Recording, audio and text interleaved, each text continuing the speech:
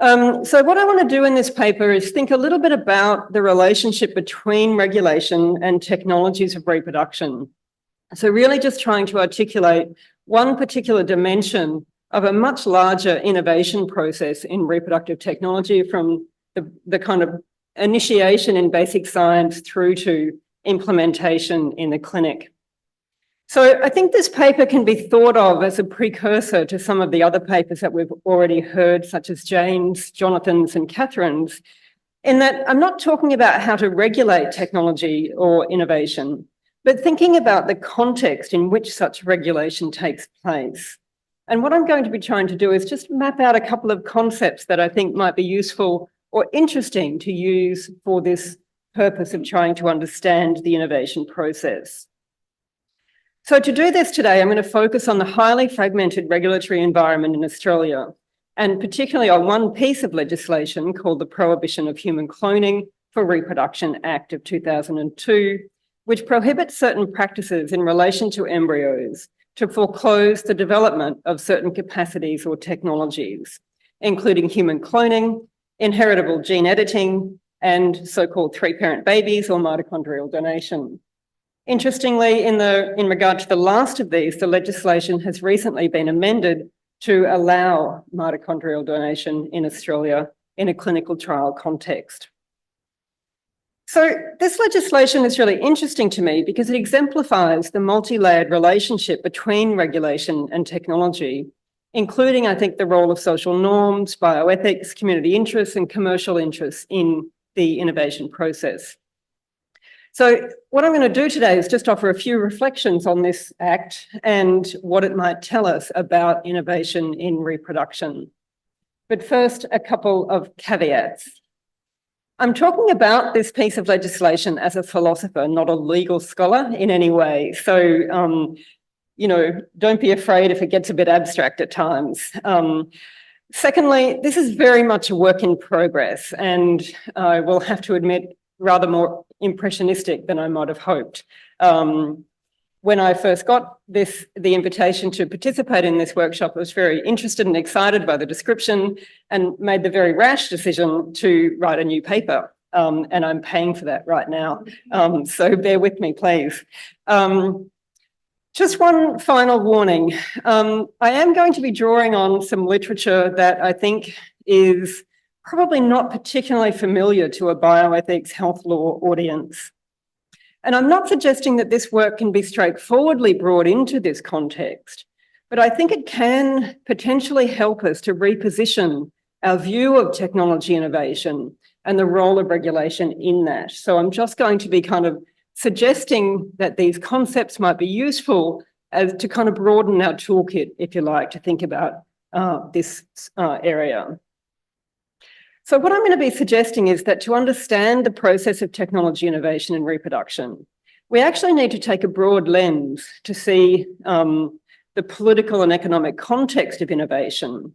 And I think I'm just going to use this act of the prohibition of human cloning for reproduction to help anchor that discussion, because I think it helps exemplify some of the key points that I want to make particularly well.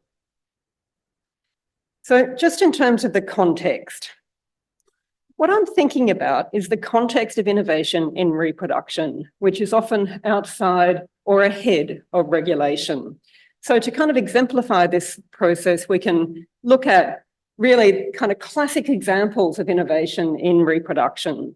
We have Louise Brown, the first IVF baby in 1978. We have John Zhang and his three-parent baby in 2016. And He Jiankui in 2018 with gene-edited babies. Now, what's interesting about these examples, I think, is they all were kind of operating ahead of regulation, or in some cases in context where they specifically sought out that context in order to, under the impression that the regulation was not there. So in the case of John Zhang, for instance. But I think this little montage, selective as it is also interesting for a couple of things. For one, it says something about how global the context of reproductive innovation is. So we start with the UK, we move to USA and Mexico, and now in China. So there's something really interesting about that kind of global political economy of reproduction there. And I think that will tell us something about the shifting geopolitics of reproduction. So just to give you a bit of an outline of how I'm going to proceed in thinking about this context, it's a very simple outline. I'm going to give you a little bit of information about the regulatory environment in Australia, particularly this Prohibition of Human Cloning Act, and how that act was brought in to actually manage this process of innovation in reproduction in Australia. And I just want to make three quick interpretive points about that particular piece of legislation in relation to the agonism, or what I will call the agonism of regulation, its role in shaping our particular conception of the human, and its role in globalizing reproduction, or more generally, the role of regulation in globalizing reproduction. So just for a quick lesson in legal geography before I get started, for those who don't know, Australia is a federation of 7 states and 2 territories. And what's interesting about this in the regulatory context of reproduction in Australia is just how messy our context can get very quickly. So we have laws both at the state level and the federal level that are relevant to reproduction and technology in Australia. So at the state level, in general, health law and family law are all state-based. Some, but not all states, have specific regulation in relation to assisted reproductive technologies. We also have state-based regulatory authorities like the Victorian Assisted Reproductive Treatment Authority and the West Australian Reproductive Treatment Council. Then at the federal level, we also have a couple of pieces of legislation that are relevant here. The Prohibition of Human Cloning Act for 2022, that's a typo, that should be 2002. And the Research Involving Human Embryos Act 2002. And the regulatory authorities include the National Health and Medical Research Council, Embryo Research Licensing Committee, big shout out to Bernadette, the Fertility Society of Australia, which is a kind of self-regulating mechanism for the reproductive industry, and the Reproductive Treatment Accreditation Committee, also part of the FSA. As well as that, then we also have a kind of series of documents, ethical guidelines, codes of practice, technical bulletins from RTAC and so on that kind of make up this multi-layered environment that we're working within. So what I'm going to do today is just focus on one piece of that, which is the Prohibition of Human Cloning for Reproduction Act. I must admit to a certain fondness about this piece of legislation because it was really the main reason why I got interested in bioethics in the first place, because this act was coming into being just as I was finishing my PhD, and I got very interested in, human cloning and how we might regulate that. So I think it's also interesting, though, because the truism that law is always playing catch-up in relation to technology is patently false for this piece of legislation. It was actually quite a long way ahead of the advent of the technologies that it regulates. And in fact, it's really only now that some of its provisions are being tested. So for instance, particularly in relation to mitochondrial donation and the recent amendment of the Act to allow that technology in Australia. Now, I just want to say a couple of additional things. So some of the key provisions are on the slide there about human cloning, the creation and development of embryos with the genetic material from 3 people, hybrids and chimeric embryos. All of these are actually prohibited within the Australian context. The change for Maeve's law actually makes an amendment to allow the creation of an embryo with genetic material from 3 people through an exception to this act and a licensing system. So what I want to do in relation to this now, this piece of legislation now, is just think a little bit about its role and what it might tell us or what it might allow me to say in relation to innovation more generally. So the first point, I'm just going to make three interpretive points here. The first point that I want to make is about what we might call the agonism of regulation. I want to describe the broad context of, or I think it might be helpful to describe the broad context of reproductive and technology innovation in terms of this idea of agonism and describe it as an agonistic field. So what that term essentially means is struggle. It just means struggle, but it's a way of kind of trying to capture the different interests and values and so on that are actually at stake in the innovation process. So I'm drawing here on a particular kind of area of political theory that emphasizes the agonism or struggle entailed in achieving democratic legitimacy. And I think there are three levels to this agonistic relationship that I want to bring out. First, we might describe the relationship between technology innovation and regulation as one of ongoing tension and struggle rather than stasis and consensus. So regulation is often understood as controlling or limiting the technology that it regulates, but I think it also has a much more productive relationship to technology. And this is something that Sarah was indicating earlier with this idea that technologies invoke legislation in a particular or regulation in a particular way. The second level or the second part of agonism is to suggest or to point out that there are numerous stakeholders with different drivers and interests involved in the innovation process. So if we think about mitochondrial replacement treatments, for instance, that really was a kind of really great example of the way in which consumer interest groups really pushed for a particular technology, and they played a really critical role in that development, but there are also other interests heavily involved in that as well. It also points to the fact that within democratic societies, there is a plurality of values that might be held within a given society, and especially arguably in relation to reproduction and reproductive technologies. And innovation in this area really cuts across that plurality and often brings it to the fore. So the legitimacy and acceptability of any given technology has to deal with that plurality in some way. But this, I think, is an ongoing process. It's not one and done. So agonism as a concept helps us to capture that kind of longue durée of regulation of innovation, as well as the breadth of regulation from the local to the global. So the critical question for me that really kind of comes out of this is, what is the role of regulation in moderating the conflict of values and interests that might kind of emerge in any particular process of innovation? And I think it's worth kind of thinking about the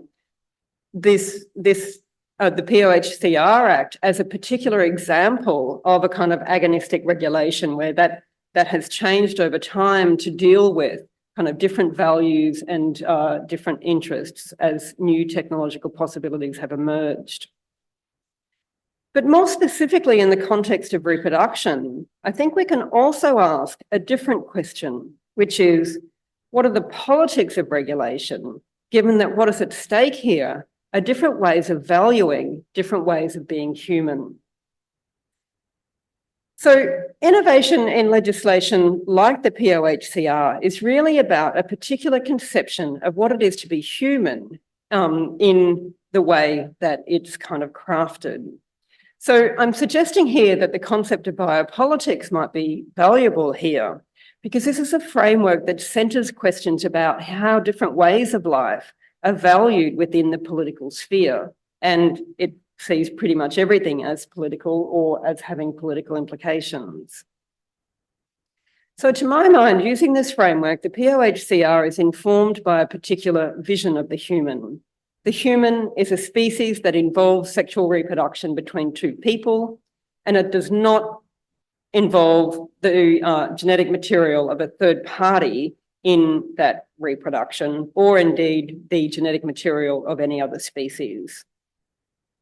So implicit here is the point that new reproductive technologies are and have the potential to radically redefine not only family formation, but our self-understanding as a species.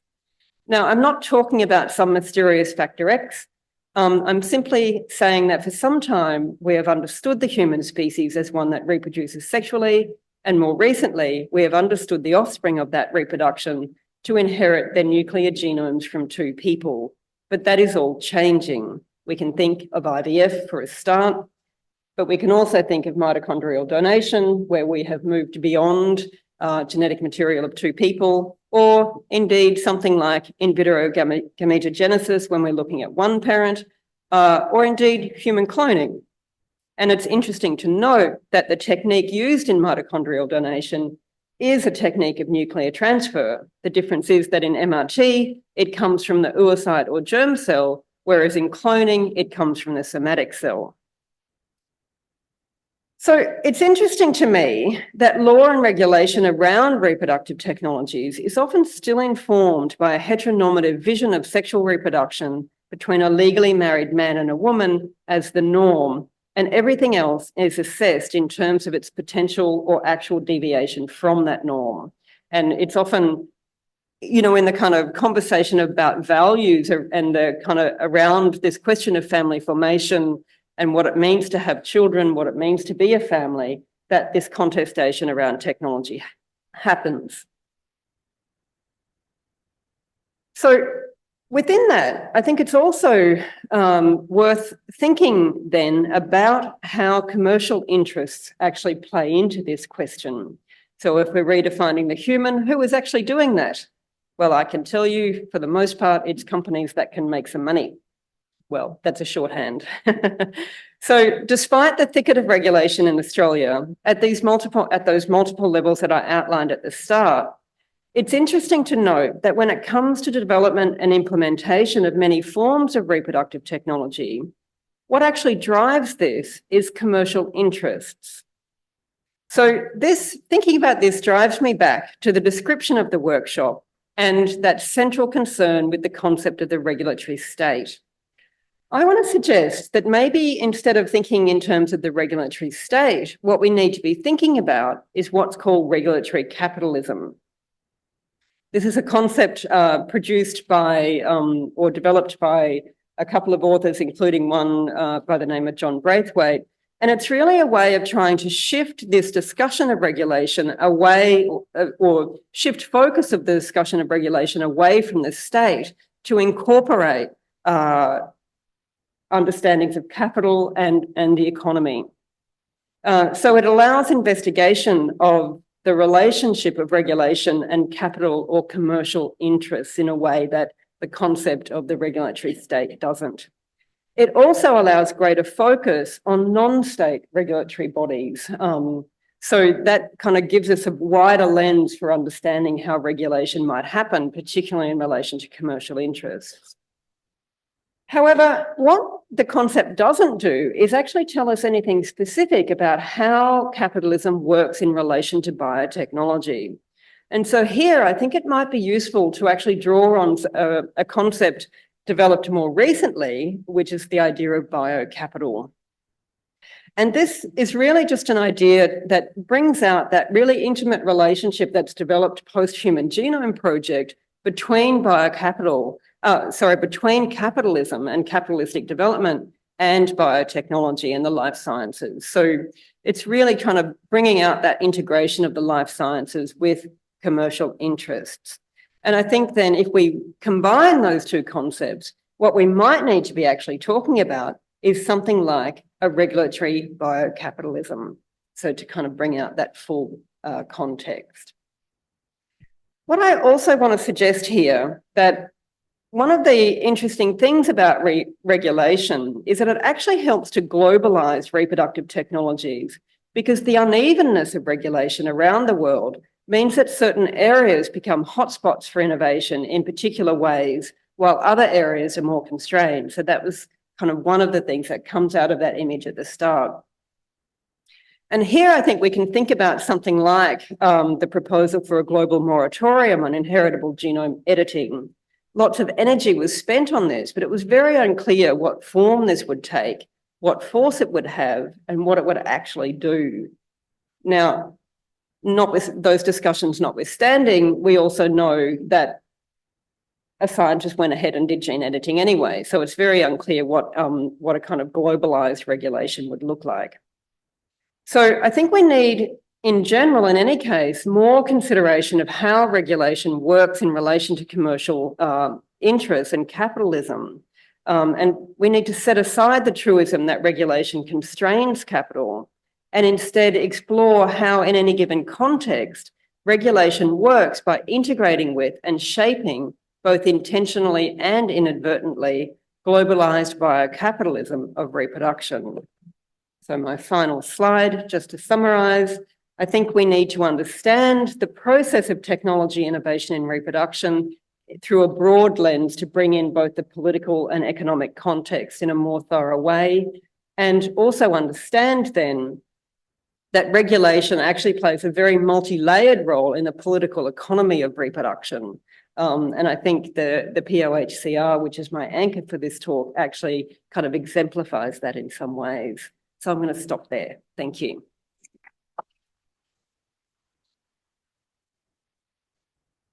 Thank you so much, Professor Mills. Fascinating ideas there. We look forward to learning more of your thoughts on in this space. We're going to keep our focus on Australia because right now, very happy to invite Professor Bernadette Richards to speak with us.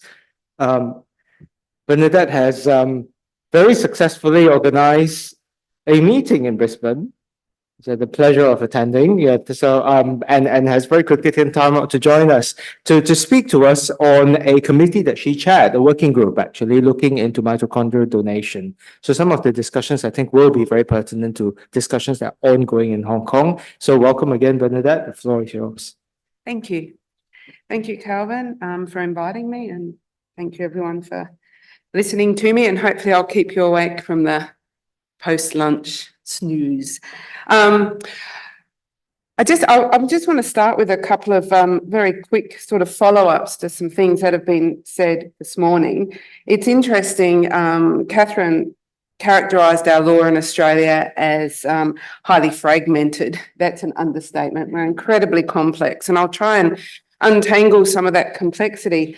But oddly, we're more clear and more specific in certain ways than the UK.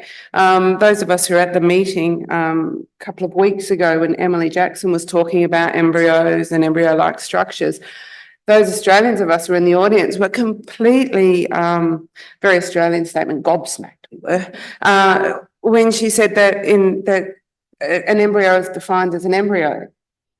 And we just like, what does that mean?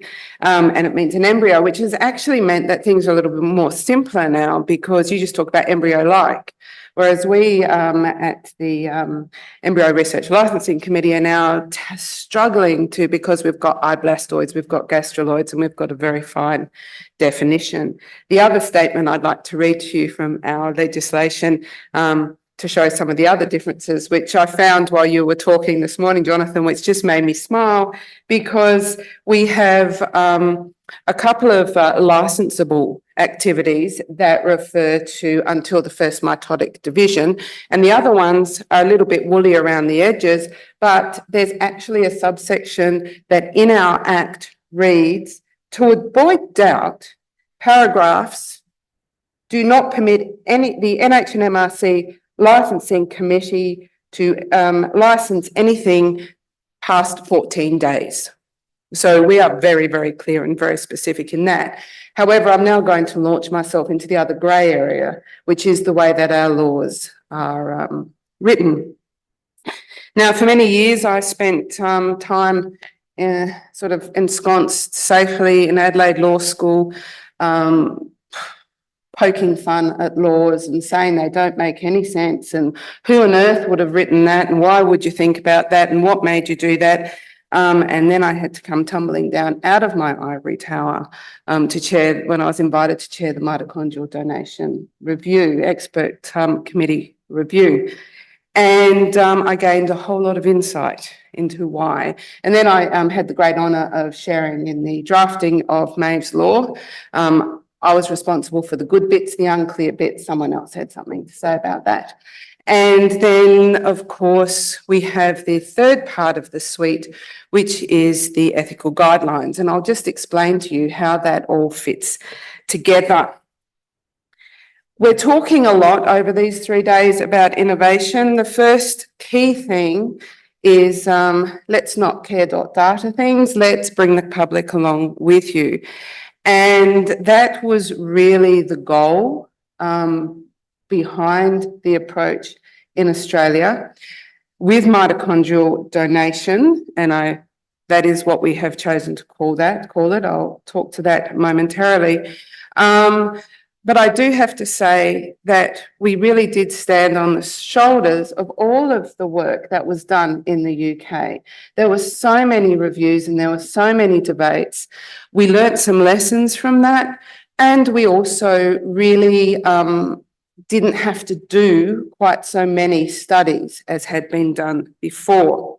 Now, I do have a couple of slides which I'm just going to skip over, which are the definition of mitochondrial donation. I'm going to assume some knowledge there.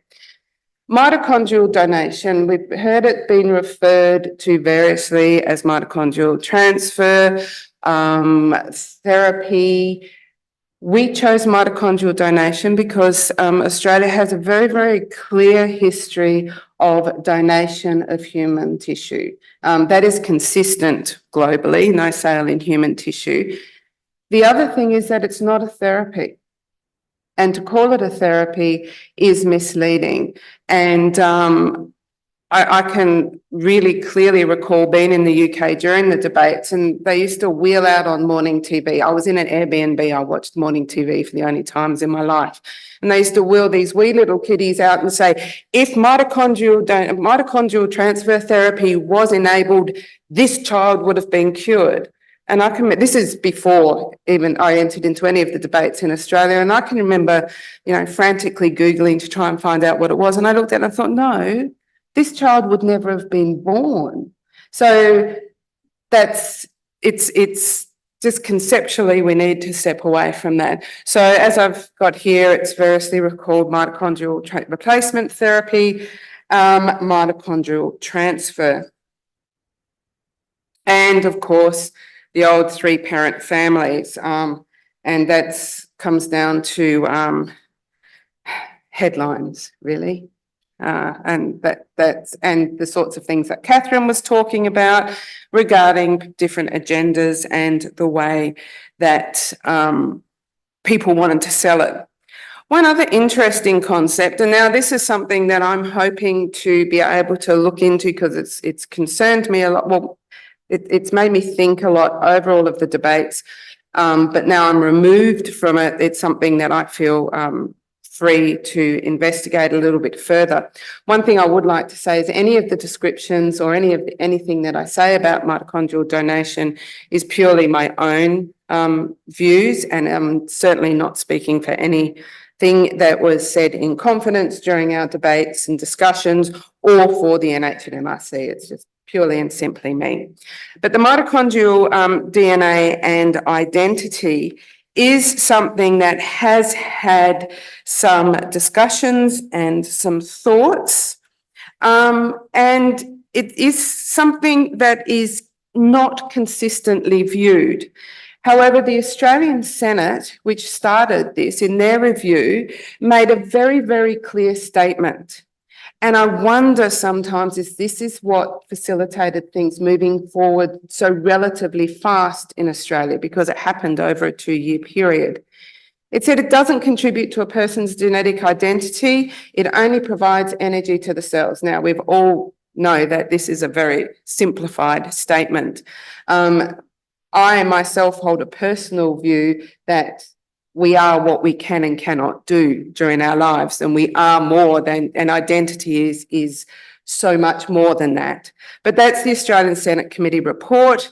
And then the opposite view, of course, identity is not in the genes, but in the world in which we live. So they're just thoughts to place there.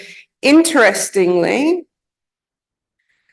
the Nuffield Council made quite the opposite statement. The inclusion of a donor's mitochondrial genes and minimisation of the proportion of maternal mitochondrial genes could make such a very significant difference. So we've ended up in the same place, but there's quite a different statement of position there. So that's that. Let's get down to the, I don't know, my law students would always have said this is the least interesting bit. Let's get down to the nuts and bolts of the law and the fragmented law in Australia. Now, mitochondrial donation currently sits within our reproductive treatment regulatory regime, which is a mix of both law and policy, and it does differ between states. The reason being, as, thank you for the diagram, as Catherine pointed out, we are a federation. Under our Commonwealth Constitution, there are certain powers that are devolved to the states, and certain that are under the Commonwealth Constitution. Medical research sits under the Commonwealth Constitution. Medical treatment sits under the state powers. And that is why, as you will see shortly, the law as it stands at the moment is a Commonwealth law, and it only applies to research. We've authorised a research period of up to 10 to 12 years. This is not for basic treatment. It cannot and will not enter ordinary healthcare until such a time as this research period is over, and then a state, any of the jurisdictions, will be open to making it legal or not.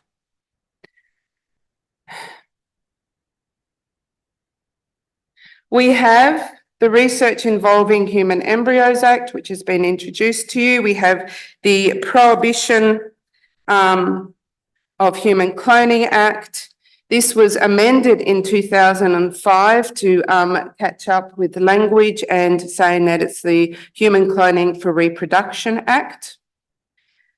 The Research Involving Human Embryos Act allows certain embryos to be used for research and training subject to strict licensing conditions. Those conditions are administered by the Embryo Research Licensing Committee, which I'm a member of. And there are certain things that are permitted and not permitted. Creating an embryo from genetic material for more than 2 individuals was prohibited up until what we're calling Mave's Law, which is the Mitochondrial Donation Bill. In 2000, so it was clear then that to make this possible, we needed an amendment. But if we made an amendment, if the public had an appetite for it, we then had to turn our minds as to what do we do with that if it's a Commonwealth piece of legislation, because as I said, that doesn't mean it's available for treatment. So in 2018, there was a Senate inquiry, and it was the Australian Senate Community Affairs References Committee. They undertook the inquiry, and their position was that a public consultation was necessary before any full rollout of mitochondrial donation. I mean, I found that kind of interesting. It wasn't even legal. So to say that we needed a public consultation first, they probably needed to also put in there that we also needed to change the law. But we did need that public consultation. And it noted that evidence suggested that mitochondrial donation is a form of genetic modification. It was not envisaged at the time that anti-cloning laws were enacted in Australia.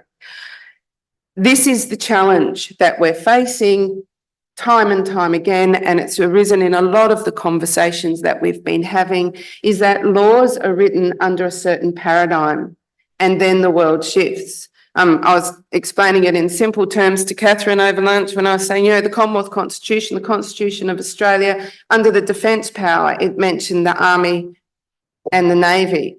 And then along came the Air Force. So does it mean that the Air Force was unconstitutional? Momentarily, until they decided to say, actually, Defence Force includes that. So it was read in. It's still not written into the Constitution, but it's inferred in.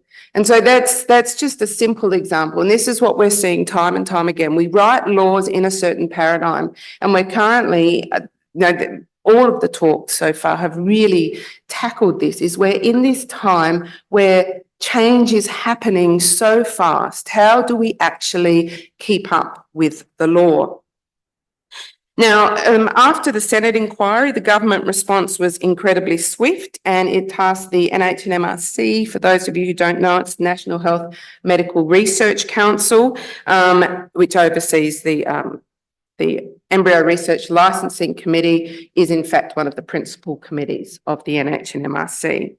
So it tasked the NHMRC to undertake a review, and it was really quite broad in its scope. That we needed to undertake a public consultation.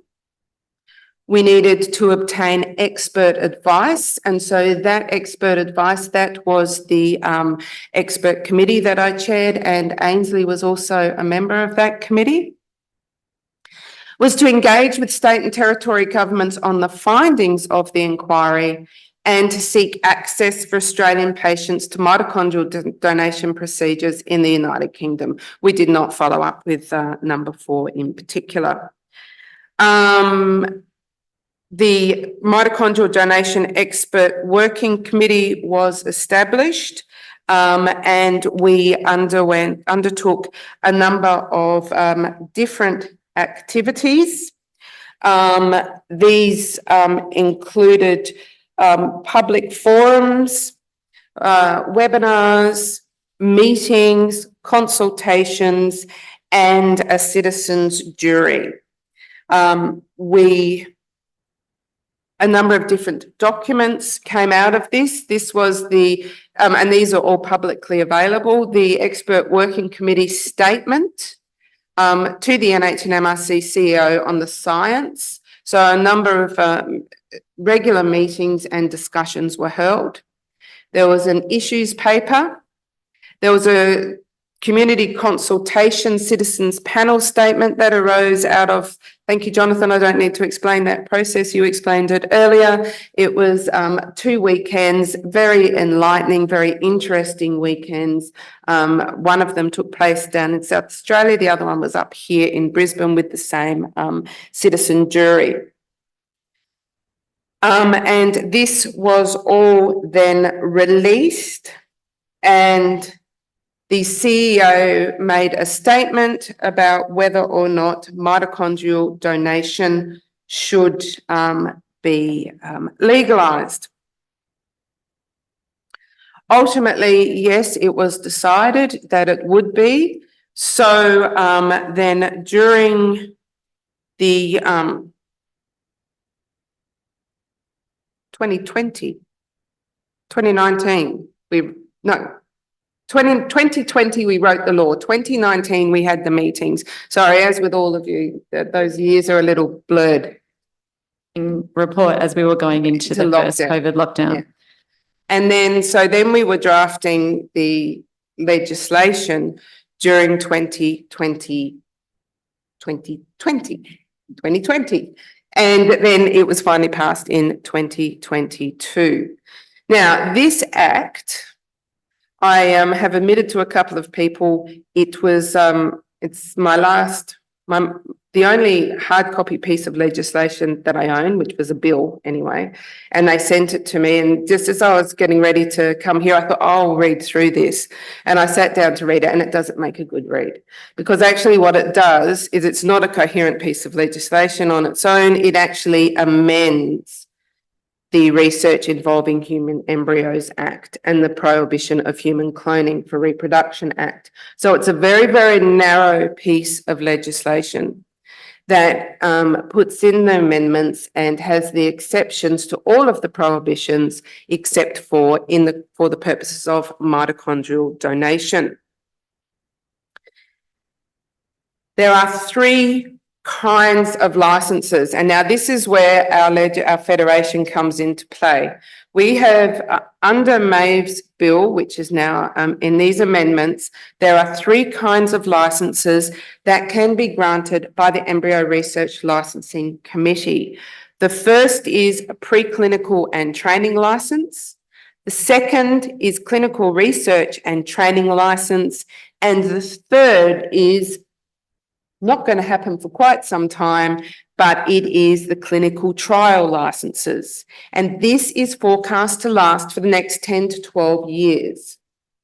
That is because, as I said, we cannot authorize, the ERLC cannot license clinical practice, but it can license clinical trials because it's research. Once they have gone through the process, then it will be up to individual states as to whether or not they choose to do it.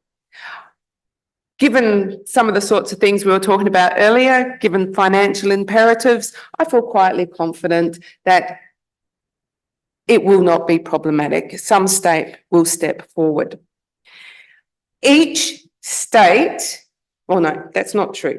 Some states have reproductive treatment acts. Most states do not. But in order to provide reproductive treatment, you actually have to, under their regulatory body, you actually have to comply with the NHMRC ethical guidelines on the use of assisted reproductive technology in clinical practice and research. So it's a code of conduct. And that is drafted and amended by the NHMRC. So an example of a state that used to have legislation is South Australia for reproductive treatment. We used to have the South Australian Council of Reproductive Technology, SACRED is what we were called. And when that legislation was written, it was the most empowering piece of legislation. It was on the cutting edge. And then reproductive treatment caught up and surpassed the Act. And we were finally disbanded in the early 2000s because the Act was too specific. So now it's preferred to be governed under the NHMRC codes, which is a form of more agile regulation because the NHMRC can respond to changes and can actually amend the code quite easily. So we, the final piece of the puzzle was finished earlier this year, and that's this supplement. I don't even know why I've got it in hard copy. I think I just felt excited, so I printed it out. So there you go. Proof of existence, it's here.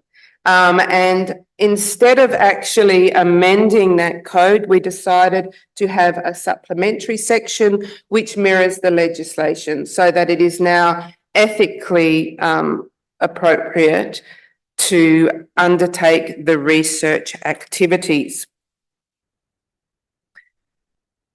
But that sits alongside the law. So fragmented, confusing is one way to put it, but if you operate in our system, it does actually make some sense. And so that's what we look like. We are going through the process of licensing. There was a major funding round, an MRFF, Medical Research Futures Fund, that call that went out last year, and it went to, there was one group that was successful. There is one clinic in New South Wales that will be able to be licensed and will be able to apply for license 1, 2, and then 3. So we're doing it very, very slowly and very carefully. I did have at the end here some of the sorts of issues that arose, and I'm running out of time, so I'll just flick through them very quickly. There was a lot of concern about all participants. There was a lot of issues raised about the interests of the child being born and make sure that they're not medicalised. Possibility of wedge technology was something of concern. There was also concern about the use and abuse of the embryo, which comes back to some of the issues that we've been discussing today about what is the status of the embryo. and the impact on future generations. And of course, that's something that we really don't know that is going to be. And of course, there was many other things. And we can all be very, very careful, but I just like this. I like to end with this quote because, I think it's a little bit cynical, but maybe it's the truth. We can all be as careful as we like, but given humans, it's all going to happen anyway, they say. But we should take care as we go. And that's all. Thank you very much.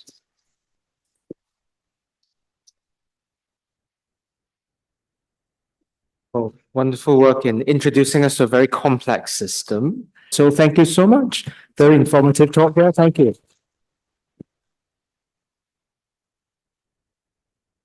Finally, before the break, very happy to be joined by Professor Father Joseph Tham. Father Tham was originally from Hong Kong, but now very much based in the Vatican. And he's going to speak to us on a dignitarian approach. So a further approach in thinking about regulatory governance of emerging technology. So Father Joseph Tham has also done a lot of work where reproductive technologies are concerned. Father Tham, over to you. Thanks very much. Thank you, Calvin, for inviting me back to my hometown. So actually, when he invited me, I was having second thoughts because I was going to come for Christmas. And so I said I couldn't really take so much time off from work, but then in the end, it turned out it worked. So anyway, my approach is going to be a little bit different, more like an overview from a perspective that we call it Dignitarian or Personalist, more traditionalist or conservative type of perspective. I just want to once again emphasize that the question is actually quite complicated, as we've seen today. It has to do with what it means to be human, right? And whether this selfhood or this identity has certain rights, certain dignity, certain nature, and whether this is changing or unchanging. And so all these questions are very, how you say, tied together. So we've seen the part about the embryo, which is at the beginning of life. And in some way that question is tied to the question on abortion as well. But now it also has to do with genetics, manipulation, and editing. So it ranges from the beginning of life to the end of life, because in the end of life, we also see the same question coming up again when we say that someone who is comatose or in persistent vegetative state, if that person is still a person or not, or whether we could unplug the person. And so it's actually the similar question, obviously, but a question about identity and selfhood. Also, obviously, relates to the sexual and reproductive act, where new beings are generated, reproduced, procreated, and the issues that are being mentioned already in this conference, questions about not just the individual, but his or her place in the family, in the society, and the role that he or she plays, the identity, which also touches on gender, and also the question about safety and future generation. How do we want to protect the future generation? So I think all these questions touches not only on law, but also on philosophy, on sociology. I would like to include theology as well. Obviously, we talked about science and politics and legality. Those are other parts that we've seen a lot, but less so the other part, which is more philosophical and theological. in this regard, at lunch, we talk about this. A lot of people actually do not use these kind of highly technical terms like human dignity or even human rights. They would have a question like the human soul, right? If they want to talk about like whether we want to manipulate the embryo or not, they would say, does it have a soul? Obviously, that's more like a layman's term, but it's a common term, right? So, and it's across all traditions.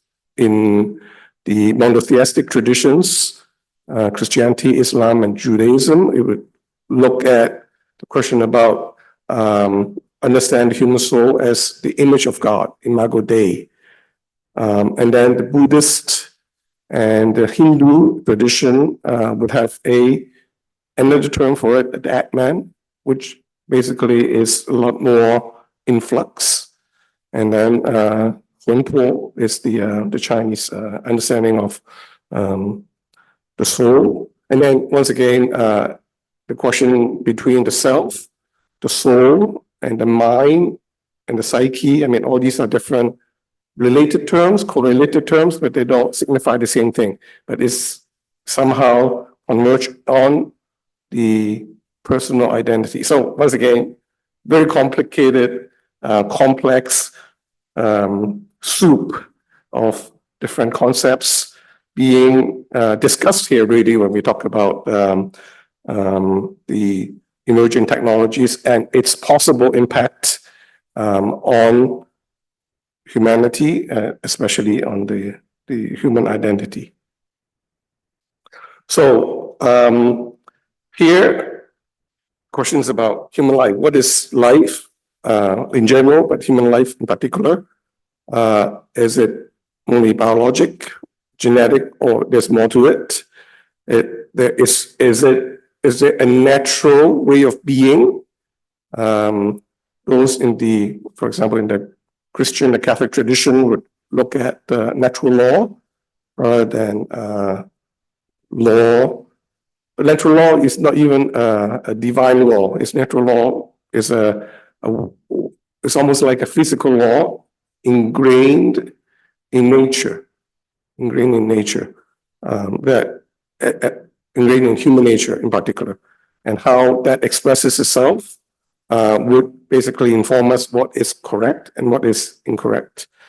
Once again, I mentioned this already, the individual is also not, especially a human individual is never alone. So there is this societal part of being in a community, be it in marriage, in family, and also in society.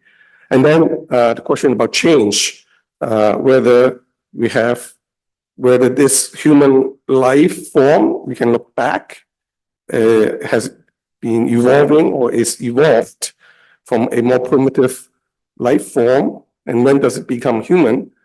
And that would have impact on what it means, what is human nature, and if this human nature can be transformed further, different types of transformation, as the word trans on purpose. Now we talk about transhuman, basically, can we become a type of human that is transformed?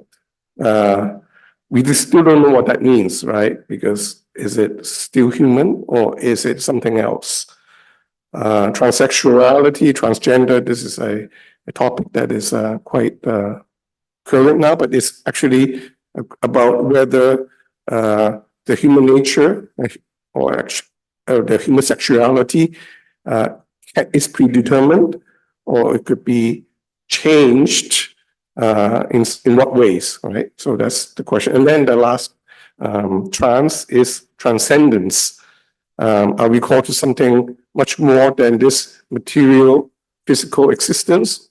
And is there something that goes beyond this what we call human existence?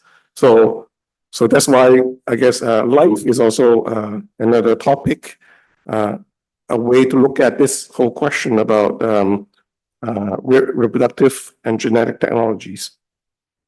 So the question about human dignity or the dignitarian approach, there was about 20 years ago by the President's Council on Bioethics. Here, basically, there are a whole bunch of articles talking about what is human dignity, because it's a term that is being used and being abused, misunderstood, and they're not total agreement about what that means, and how that relates also to human rights and to human nature. The way I see it is human rights is something that I would say most people would have less problem with. It's a rights that is inherent for being a member of the human species, except certain members, right?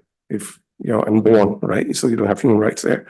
So it's not totally clear. But then where does that right come from? What gives you that right to say that you have human rights? Some people would say, okay, because there's human dignity. And then the next question is, where does the human dignity comes from? The one answer would be that because of common human nature, right? So this is kind of like a way to talk about human dignity, either in its expression, human rights, or is in its derivation, human nature. That's common to all of us, because in some way you can communicate even if you come from different places, from different cultures. We can talk about what is right and what is wrong, and we can reason. And all these things are part of the human nature that allows us to have a commonality. The word human dignity also has different meanings. This I take from Dan Macy, who basically, I think he works at Kennedy Institute now. And basically he said that Confucian, because there's a Confucian also terminology. There's, he called intrinsic dignity, attributed dignity, and inflorescent dignity.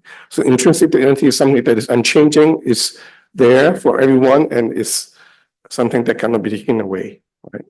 And attributed dignity would be something like the dignitaries. You get a title, you get a certain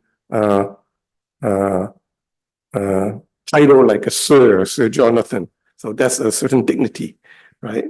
Attributed, right? Attributed by someone. And then you have something called inflorescent dignity, which is something that you recognize, something that you have worked hard for. So, for example, in sports or in intellect, you get a PhD, and that's a type of dignity that is acquired, but it's not attributed only, right? So these are different levels of dignity, because sometimes the use of dignity can be used in both ways, right? So those who are saying dying dignity, who basically is in favor of euthanasia, would basically be talking about inflorescent dignity that is being lost, right? And so basically now they have lost dignity, but they haven't lost necessarily the intrinsic dignity, right? So personhood, another loaded word. It has so many different layers of meanings. Could be metaphysical, philosophical, anthropological, cultural, theological. It could be something some people say is in flux, or something that's constant. I'll get back to this later. So it has to do with different actually visions of personhood, of humanness. And there's debate from the very beginning of bioethics, from if you know history, Joseph Fletcher, Paul Ramsey, Engelhardt. They would have different ideas of where this personhood is present. Is it legal? Is it philosophical? Is it present there all the time? It's similar to the debate about human dignity. I mean, the two terms are overlap a great deal. That's why my title is personalist and Dignitarian approach to this question. So I mean, once again, all these different questions applies to different authors and different issues as well. And once again, it will basically have an impact not only at the beginning and end of life, but also the sexual identity and the use of technology for reproduction, be it artificial, I mean, the question debates that we all see, artificial versus natural or unnatural, question about choice, autonomy, the formation of family, formation of society, the ability to choose your gender, or define it or discover it. All these are questions that are pertinent to the question of personhood and dignity. This is a book that I thought very interesting, The End of Sex and the Future of Human Reproduction. So according to Greeley, I'm not sure if you know him, he proposes that in the future, human sexuality, the Human Sex Act, will be totally divorced from the concept of reproduction. So every one of us will be created by IVF and tested by PGD to have the best possible future. I will now turn to an author that for me has been very enlightening, Charles Taylor from Montreal, right? I think, yes. Philosopher, he's not a theologian, philosopher, cultural commentary. And he wrote it, The Sources of Self.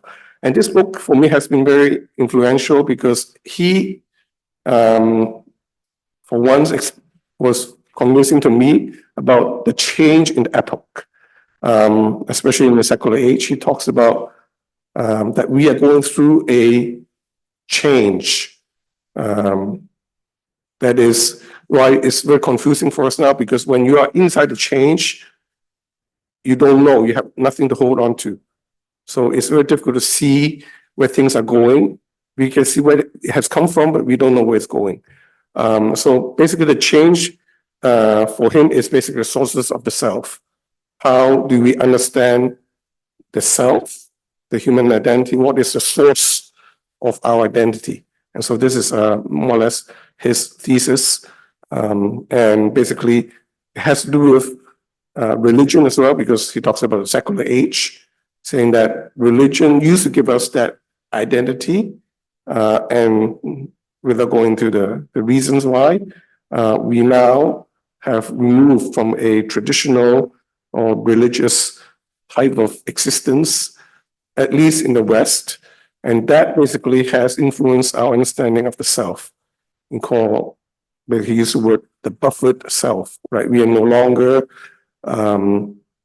influenced, or we are no longer affected by the supernatural. We're disconnected from anything that is supernatural.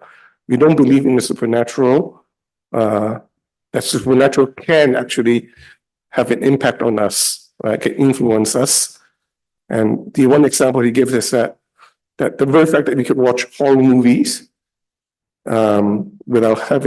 with just getting the scare, getting entertainment from horror movies is unthinkable in the Middle Ages, because for them, the devil, the demons are real. For us, it's fictional, right? So basically that's his explanation. Obviously, I'm simplifying it. It's an 800-page book. So, so I think his understanding has been very useful for us in, at least for me in bioethics, to understand the two vision that we've talked about a little bit, but I want to make it clearer. We talked about the identity, right? About when does human life begin. So there are those who believe that life begins at fertilization or conception.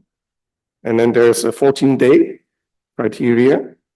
Some religions believe that 40 days is when human life or personhood begins. Then there is the trimester criteria. And then there's that's a birth criteria. Now you become a person at birth. And there are those who would say 2 years, right? Basically, Peter Singer, for example, would say that you don't acquire personhood until you're 2 years. So that's why you can have infanticide before that. And then during the mature age, then you have the question about reproduction and gender. And then at the end of life, you have the question about euthanasia. So these are the two visions that you can compare. I mean, I'm simplifying it. I think it's helpful to understand yourself either as existential or essential. Okay, the two definitions. Obviously, I'm simplifying it. I'm simplifying what Charles Taylor is trying to say, and it gives you a little bit of idea as to why there is this debate going on. So, on the essentialist type of understanding of human identity, they're considered pro-life or conservatives, and understanding itself starting from natural law, from metaphysics, from ontology, from something that is universal, that we can derive meaning through our human nature, right? And common amongst many traditions and religions. Whereas this is what Charles Taylor was saying, that this has shifted. No longer we have this, there's some people still with this kind of vision, but then there's a shift also to the other existence, which is more emphasis on your experience, right?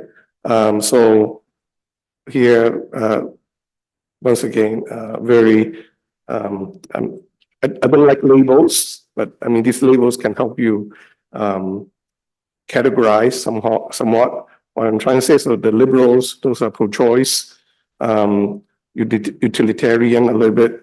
The greatest good for greatest number is the ideal of ethics, and then striving for freedom, okay, and also will to power a little bit, saying if I want it, if I can do it, then it should be okay and it's right. Instead of looking for ultimate meaning, they tend to look for meaningful causes, right? So you can see this a lot today with ecology or trying to save the world, trying to do good, I mean, in some way. But they look for not the ultimate meaning, ultimate truths, because they may not be there, but they look for causes that would be fulfilling. So this is kind of like a way to see the two categories when we apply to the sense of where human dignity comes from, or who is a human person, right? So those who are more existential would see the dignity comes from fulfilling myself, right? Finding meaning for me. I decide what is good for me and what is good for society. It's a little bit what we call relativistic, whereas those who are more essentialists would tend to understand human meaning in some universal truth, something that is based on human nature, maybe religion or traditions, right? And so in all these areas, from beginning of life, end of life, to reproduction and sexuality. So here, I want to go to the Catholic perspective. It's interesting because there are three popes, Pope John II, Pope Benedict, and Pope Francis. And they all have different slogans about the state of the world with regards to, I guess, the human identity or the culture. Paul II, now the same, calls today the culture of death, quite negative. So basically saying that all these reproductive technology and abortion, all that is manifestation of euthanasia, is a manifestation of this culture of death. And he wants to overcome this with a new culture, which is a culture of life. Okay, so basically a very antagonistic approach to confront the secular world. Pope Benedict calls this the tyranny of relativism. Basically, he sees the culture of death as arisen from the question about truth.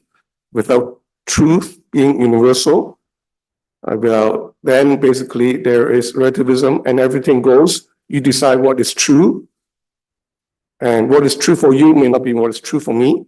So take your hands off my ovaries, that kind of thing, right? So that's kind of the idea that he's trying to use in this term, tyranny of relativism. Pope Francis is a postmodern pope. He actually tries to engage, the first two popes basically emphasize what I've mentioned, the essential self, right? Essential self, that which is constant, that is there all the time.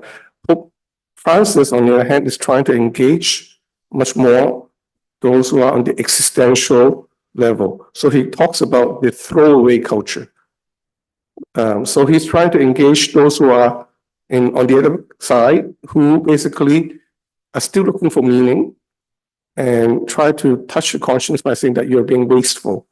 Throwaway culture means actually things like this, right? You use it and you throw it away, right? So he is applying that, the plastic culture, whatever, to human life and human reproduction. So he's very wasteful, and is somewhat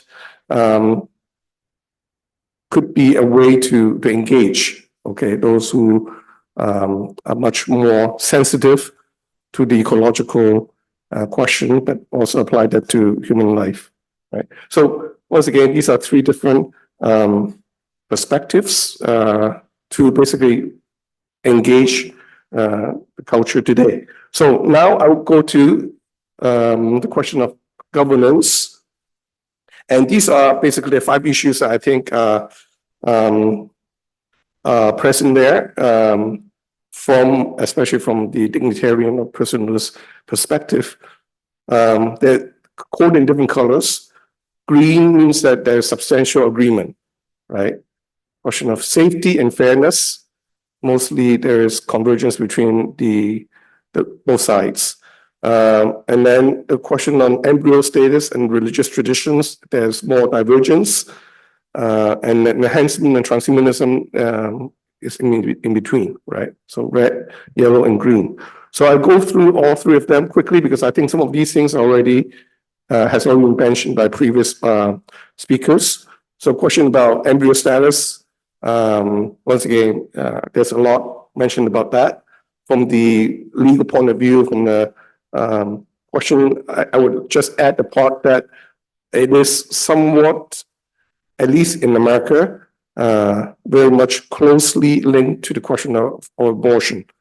The use of the embryo status question and the abortion debates are closely related, but it could be separated. Okay, does not have to be like that necessarily, because there are 2 different questions, but they are very legally, at least, still debated with all the different laws changing. And then from a Dignitarian perspective, we would add, basically the critique would be, how do we safeguard the vulnerable population? Is there a type of eugenics, even liberal eugenics going on when we try to manufacture manufacture beings with perfection, ableism, and discrimination. Okay, I'll go fast. Safety, this is about governance. The case of Regina already we mentioned about this. How do you maintain governance and all these already possibilities? Self-regulation, government oversight, broad societal consensus. We talked about this already. The next question is about fairness or justice or solidarity. And here I see the question is not just about allocation of scarce resources, where probably this will go to those who can pay for it rather than those who cannot pay for it. But I think the other question is about distribution, because the COVID vaccine was in some way not that expensive, right? But even then, it did not get to everyone in the world. So there's another question there. It's not just about price, it's also about distribution. And then the question about fairness and solidarity is basically, would we be creating two classes of people, those who are natural and those who are transhuman, right? And here, this is question of transhumanism. I think one thing I would want to say about this is that I think there's actually a possible convergence between transhumanists and those who believe in transcendence, right? Because in some way, transhumanists are trying to perfect themselves, looking for that which go beyond time and space. They try to achieve immortality. And so it's very similar to the traditional religious sense of either enlightenment or moksha or transcendence. And then religions and traditions, one of the things that I think is interesting to add to this soup is not just obviously Christian, but also other religious groups in the world.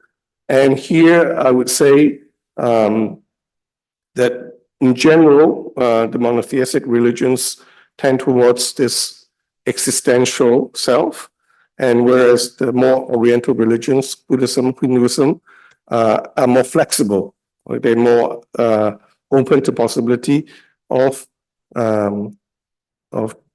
transhumanism or technologies that would change, because they don't believe in the self, right? One of the principle or doctrine of Buddhism is enactment. There's no self, right? So, so I've been engaging in this interreligious dialogue for the last few years, and this is something that I thought would be interesting to mention. Okay. Confucianism, I'll leave it to the next speaker.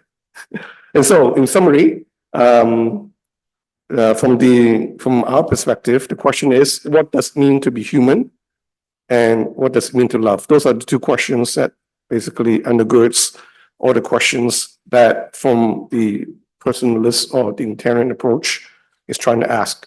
So rather than the questions about governance or frameworks or guidelines, the questions are much more philosophical or even theological. Thank you.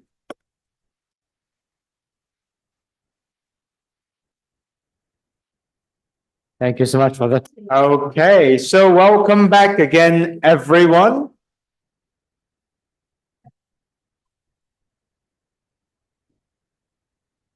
Well, we're delighted to have Ainsley with us. Again, Ainsley is a wonderful colleague who needs little or no introduction. Everybody knows of Ainsley's work in this space of reproductive technology. So Ainsley is today going to speak to us on new genomic sequencing technologies, of course, linked to some of our earlier discussions. So very much looking forward to your talk. Thanks so much, Ainsley. Thanks, Calvin. So, yeah, like everybody else, I'm very grateful to be here. Thank you for making it happen, and thanks for bringing us all together. It's like some people here I haven't seen for sort of over 10 years, so it's really great. Hello. So, in putting together this presentation, I read carefully the summary material, and I was like, oh, what am I going to say that's going to answer this? I had total imposter syndrome, like most people. But this question that stuck out to me the most was the third question on the list that Calvin provided, which was, what is bioethical in the regulatory state, and what is the contribution of bioethics to this idea of the regulatory state? And I am quite interested at the moment in how we fund things, and I think funding is kind of a form of soft regulation. And I'm very interested in how things get funded or not in this idea of soft or indirect regulation. So I'm going to make a claim around the fact that I think at the moment in Australia, funding decisions to do with genomic sequencing technologies at the start of life don't involve ethical consideration as much as they should. And I think this is really important because if we want to ethically implement these technologies, we need to ethically fund them. So I've got 4 parts to my presentation. I'm using kind of 3 case studies, which is probably too ambitious, but we'll see how we go. And I'm just going to briefly talk about their status quo in Australia, like what's happening and some of the ways in which these technologies are regulated. But all of this is regulation as opposed to law. I'm then going to attempt to explain how we fund healthcare in Australia. Wish me luck. As you've already heard from Bernadette, we have a really complex healthcare system. And so this will be necessarily high level.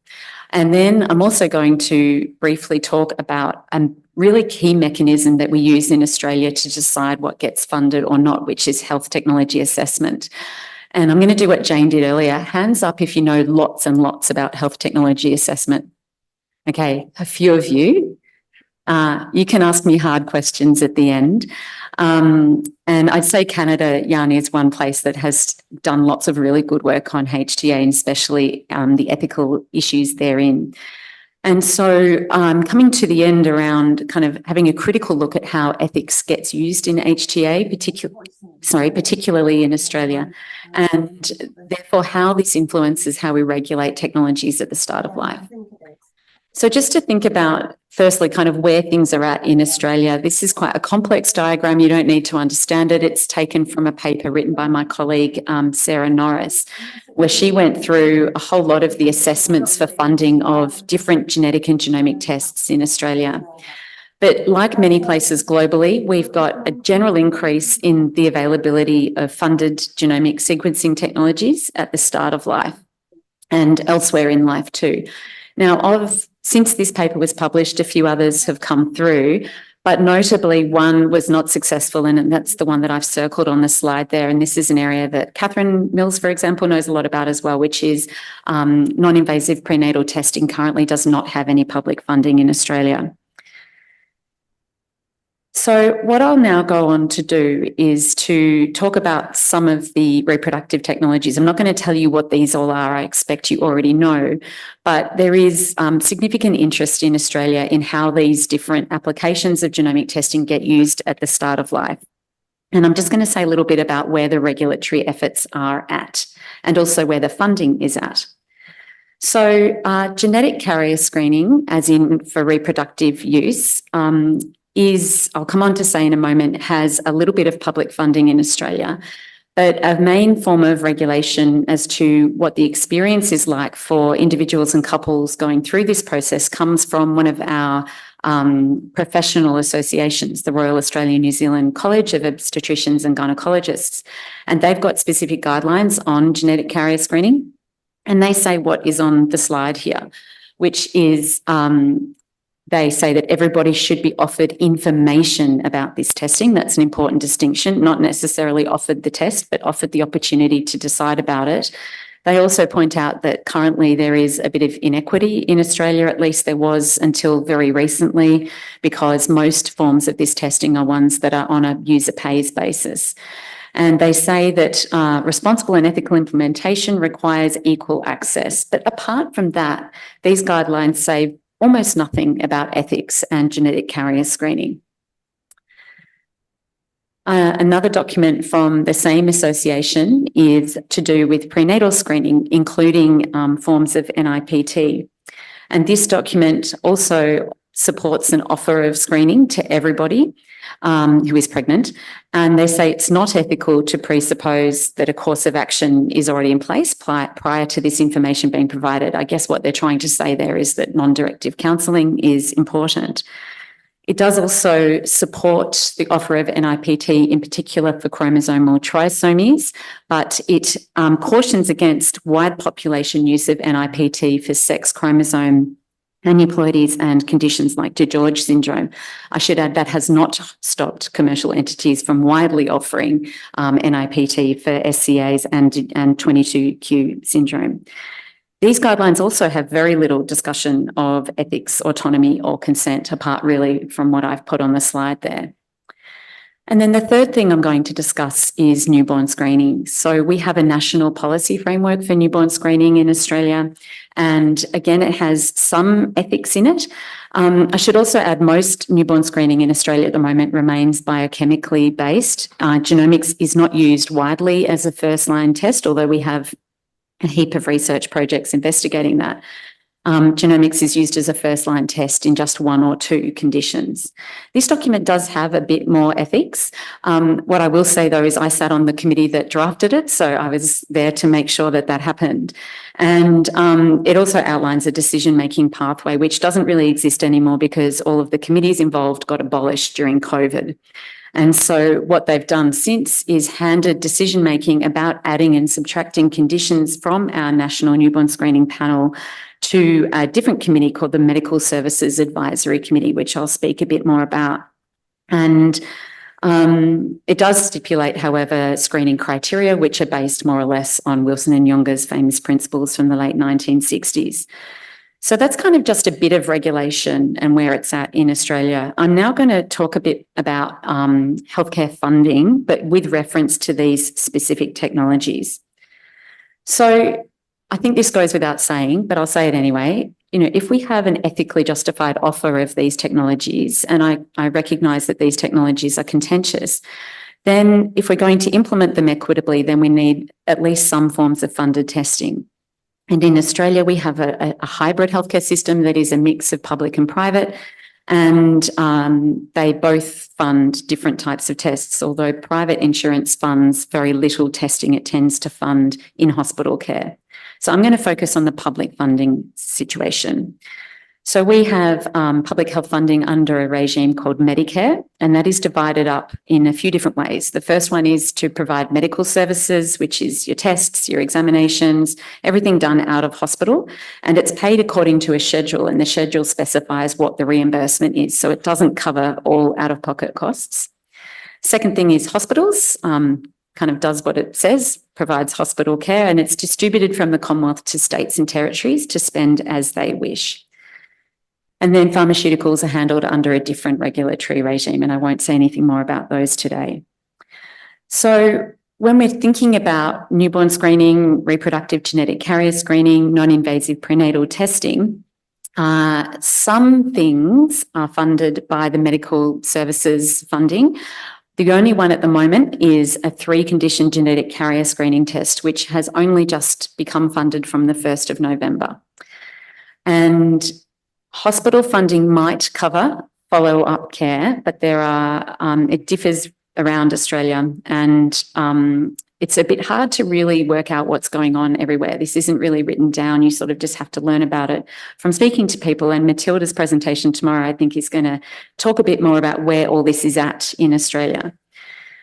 But what is not funded at the moment in the start of life is bigger reproductive genetic carrier screening tests using larger panels, or NIPT or cell-free prenatal DNA testing.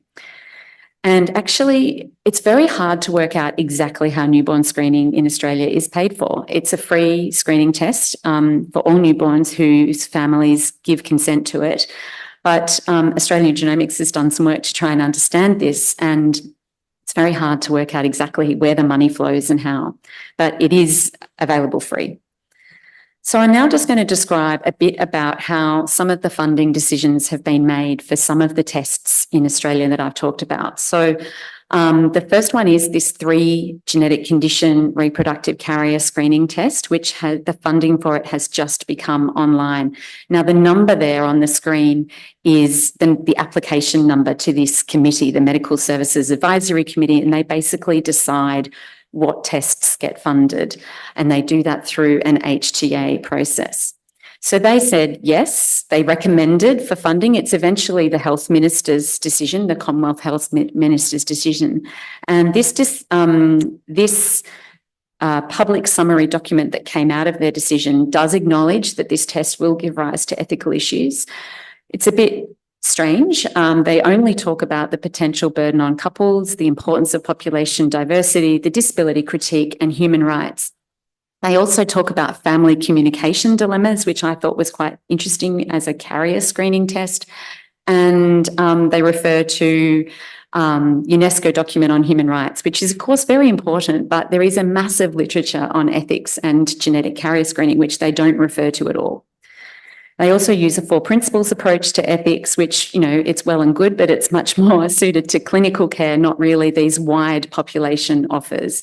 And so they talk about the various things that are on the slide there, but none of which are really specific to what's going on when we widely offer genetic carrier screening at population scale. Another one was, again, in a carrier screening context, and this came out of a research project that I was an investigator in, but I should say I didn't have very much to do with this actual application. And I don't think that Medicare is necessarily the best place to fund this type of thing. I think it's better suited to a formal population screening program. But this was a funding application for a big panel of around 1,300 genes for about 700 genetic conditions. On a simultaneous basis. So that is, you would test the reproductive couple in order to offer a bigger panel, but your detection rate would be quite small. So the impact on the health system is actually lower. And it was based on a pilot study in about 9,000 couples that concluded in 2022. This was not recommended for funding, and one of their big critiques was that the ethics of this particular kind of testing had not yet sufficiently addressed all of the issues, which was a bit of a blow to my ego. I think it was an artifact of how the application was presented. And they wanted a parallel independent ethical analysis, but again, based on the 4 principles of biomedical ethics. And they wanted a condition by condition assessment of the 750 conditions. And they wanted greater evidence of societal impact. Non-invasive prenatal testing has had about 3 different applications go through. This third one was kind of a combination of the first 2. Again, at this point in time, it has not been recommended for funding. And this is really down to the decision-making around cost effectiveness, because it has to be compared to the currently available test, which is the triple test, or the sort of biochemical test that's done early in pregnancy, maternal serum screening. And the model of testing that was proposed here was universal screening, not contingent screening. That is, that they were proposing to offer this test to any person who is pregnant. And so the cost effectiveness of providing that at population scale was deemed to not be effective. Now, we can talk later about whether cost effectiveness is the appropriate framing of the ethical acceptability. But what I was really surprised about in this decision, at least based on its public summary document, is that ethical issues were barely discussed at all in this outcome. They said there's a need for counselling, and they talked about the potential for increased stigmatisation, but they talked about very little else. I think the reason it was rejected was based on the cost effectiveness analysis, but I think it's a bit of a missed opportunity. Now, in the newborn screening context, I mentioned at this point in time, MSAC handles applications for new conditions to go on. It's a pretty new process because of COVID, removing the previous way that this happened. And one condition that has just gone through for consideration is X-linked adrenoleukodystrophy. Now, much to my surprise, actually, I think this is quite a controversial condition to add to newborn screening. It's doesn't meet traditional screening criteria in the same way that something like cystic fibrosis might, or PKU, for example. But ethical issues were discussed extensively in the PSD, the public summary document for this, but there is a reason for that, which is that I wrote it. So I was contracted by the health technology assessment company that was providing this, and I wrote it. And when you read the public summary document for that, the executive summary is effectively the thing that I wrote. So I think the point here that I'm trying to make is that involving ethicists in these applications and how we make these decisions is really important. So I did some things that reflect my professional expertise as a bioethics scholar who's worked a lot on population screening. I sort of rebutted the 4 principles approach as a suitable framework, talked about public health ethics, talked about offsetting benefits and harms and the acceptability of reporting carrier information in a screening context, etc. So it was very much a public health framing of the ethics analysis. So what I'll now go on to do is just to describe health technology assessment and some of the benefits and drawbacks of this framing. So I think maybe a dot that I haven't joined in putting this together is that how MSAC operates is through an HTA framework. So they need health technology assessment as part of their funding decisions, and this is usually contracted out to specialist organisations that provide this. And so for those of you not familiar with HTA, it's a multidisciplinary process. It uses methods basically to work out whether a health technology of one kind or another is valuable. And that means, whether we should introduce it to a specific population. And they want this to be able to enable payers to make a decision, and that decision is and ultimately to promote equitable use of the technology in a health system. So there are lots of different parts to HTA. You'll be pleased to know I'm not going to describe all of these. I just wanted to flag that ethical analysis is a described part of HTA. And this comes from a body called EUNet HTA, or I think it's got you say it differently. I've only ever read it as opposed to heard people say it. But, there are different ways of describing how the ethical analysis should take place. There is lack of consensus globally on how we should be analysing ethics analysis as part of health technology assessment.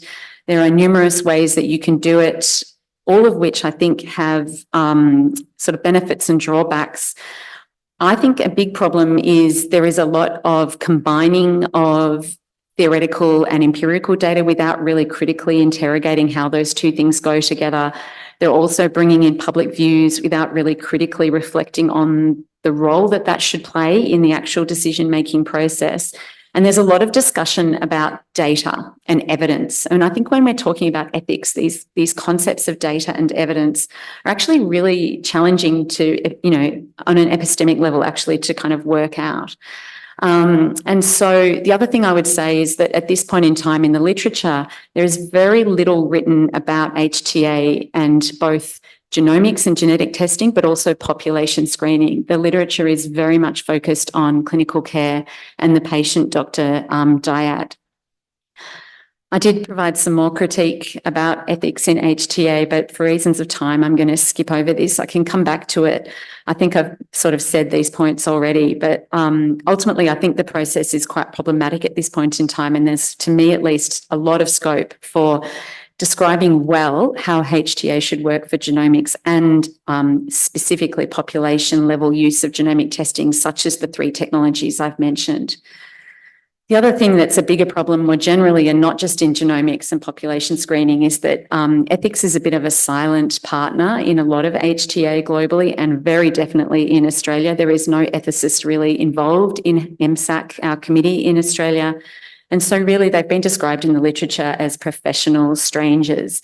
And so, and I think this is because the way that, the so-called evidence that's generated is actually quite challenging to really integrate well in the HTA type thing, which is much more focused on epidemiology and kind of so-called harder forms of evidence. So I think there's 2 things going on here. The first is that getting ethics into HTA is really challenging on a conceptual level. And then the other thing is that it's not really being done particularly well in practice at the moment either. I've said those 2 things in the opposite way that they are on the slide. Sorry for that. So if we're talking about procedural concerns, I think we really need to engage bioethics scholars, not just because, I enjoyed the process, but I do think, substantively there are reasons that it's good to have bioethics scholars involved to incorporate these recommendations, because we can take this type of scholarship and reasoning and apply it in a way that can integrate with other forms of scholarship. And they should be integrated and not merely mentioned. And then I think when we're considering genomic tests at the start of life, we need to do much more to think about how public health ethics and health technology assessment can come together. And also other ways of thinking about ethics if we're not necessarily talking about a screening program. So this involves things like not just thinking about the clinician-patient dyad, thinking about social determinants of health and the equity impact these have, and drawing on values that other than, say, autonomy and empowerment, things like reciprocity and solidarity. So I've used funding as a case study to suggest that if we've got a regulatory state involved in the rollout of genomic testing, we need to better and more robustly integrate ethical analysis. And this needs to reflect both substantive bioethics scholarship on genomics at the start of life, but also how ethics and HTA fit together. And if we do this and do it well, then it will help with the ethical implementation of these technologies. Thank you. Thank you very much. I think that's a very important topic that we'll have to probably reserve for another meeting. I'm reminded of these discussions we've had before when talking about universal health coverage and what gets included or what should get included in a benefits package or not. So of course, with emerging technologies, it's even worse given all the various uncertainties. But with this, thank you so much, Ainsley. We are at time, so we have to move on to the next speaker.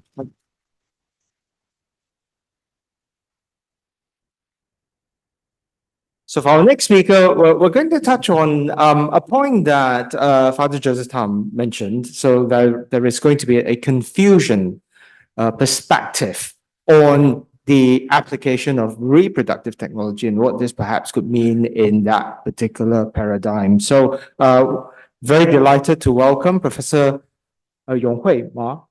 Presentation on Yonghui is going to present to us in English. Would that be correct?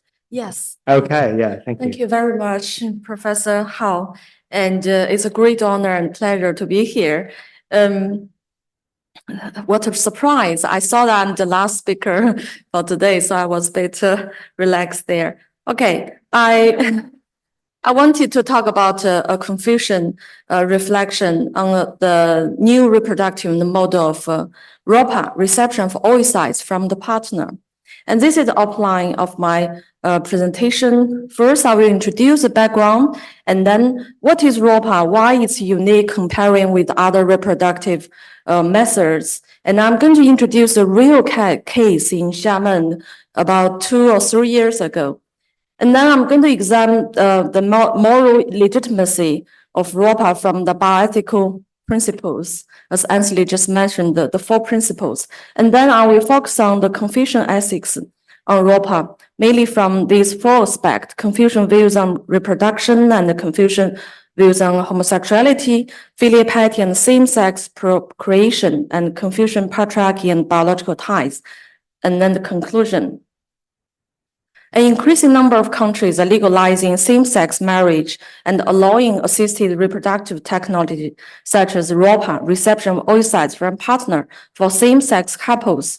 In recent years, a case in Xiamen, China. Xiamen is the city in Fujian province in the southeast coastline city, a very beautiful city, and which involved a dispute over custody rights between a female same-sex couple who used the ROPA method to conceive a child, bringing this unique model into the public eye. How can China, where access to artificial assisted reproductive technology is exclusively limited to heterosexual married couples as a medical treatment for infertility, and where same-sex marriage is still illegal, respond to this case? In literature, there are a lot of arguments for legitimacy and justification of ROPA, mainly from freedom and rights, but the non-Western views are very few. Confucian ethics have profound influences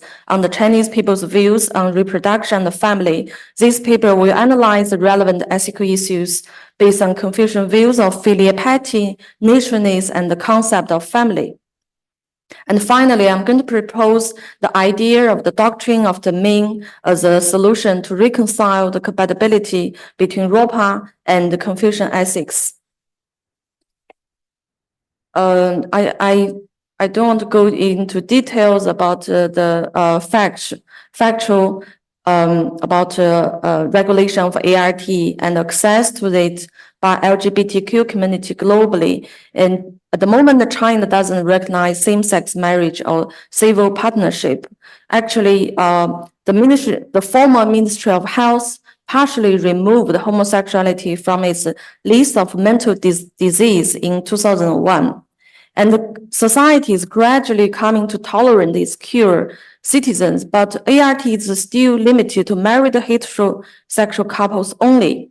And therefore, patients who are not categorized as such have to go to seek treatment abroad or in underground, unregulated clinics domestically. What is ROPA? It involves one partner A providing her egg, which will then be fertilized with the sperm from anonymous donor, normally have to get the sperm from underground sperm bank, while the other partner B receives and gestates the embryo in her womb, or more commonly known as the egg mummy and womb mummy in lesbian couples. Through this, both partners can actually share the opportunity of participating in the process of family creation, as well as experiencing motherhood together by establishing this biological connection with the future child, with the giving partner via genetic means and the receiving partner via pregnancy and labor, respectively, and also breastfeeding. This is apparent that ROPA has increasingly become the ideal reproductive method for lesbian couples. So this is the procedure. This case happened on 2020. It's a child custody lawsuit between a Chinese lesbian couple was brought to Huli District People's Court located in Xiamen. When two women, T and Li, just became a lesbian couple in 2018, the couple sought assistance from an underground fertility clinic in Qingdao City in the north, in Shandong province, to have T's eggs fertilized with the sperm from anonymous donor, and then transferring the embryo into Li's womb for her to carry it to term. A baby girl was successfully delivered by Li in Xiamen on December 2019, with her name stated the biological mother on the birth certificate, while the father's name was left blank. Months after the baby was born and the couple gradually broke up, and one day Li secretly took the baby away to Beijing without informing T in advance, nor she did allow T to visit the baby afterwards. So T was furious and sued Li in court over the right to child custody by framing their relationship as a surrogacy arrangement rather than a couple. During the first trial in 2020, T lost the case to Li, mainly on the ground that Li was a gestational mother who had given birth to the baby based on Chinese laws. The court also didn't accept her claim that it was a surrogacy arrangement, as Li provided sufficient evidence supporting that they are actually in a romantic relationship. So T was very dissatisfied with the verdict and then appealed for a retrial, but the original verdict was still upheld by the Intermediate People's Court in November 2021 and officially closing this dispute case. This was the first lawsuit case over right to custody between lesbian couples who receive IVF with ROPA in China.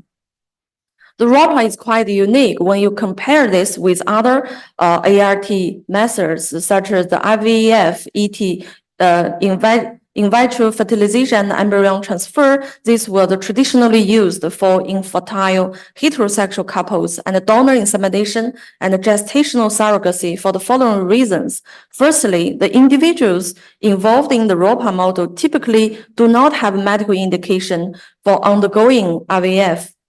Both partners in the ROPA model establish a biological connection with the child, whereas for donor insemination, it involves only one of the partners, as she alone carried the baby who was created with her own egg.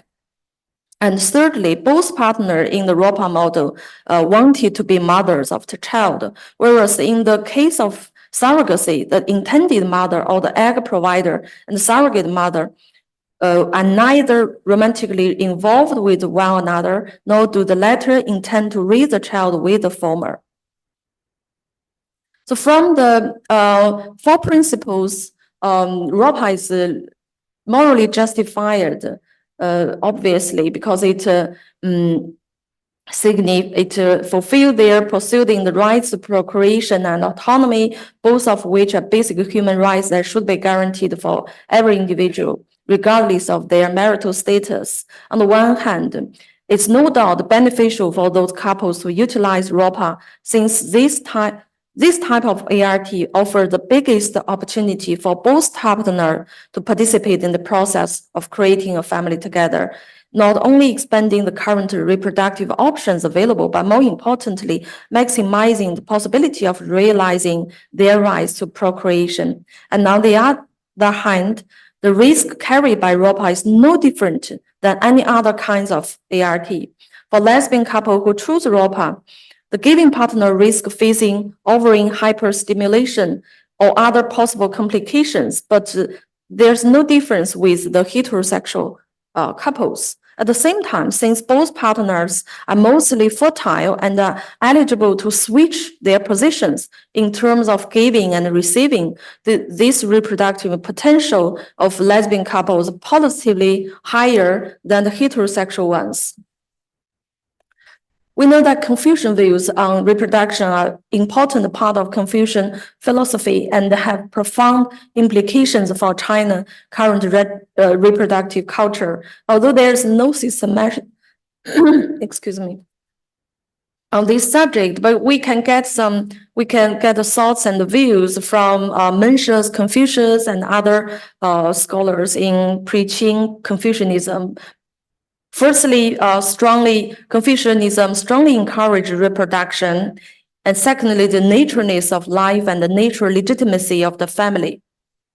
Confucianism believed that physiological process of human origin, birth, and growth, which is brought about by the actions of parents, embodied the will of heaven, known as the heavenly mandate, 天命或者天道.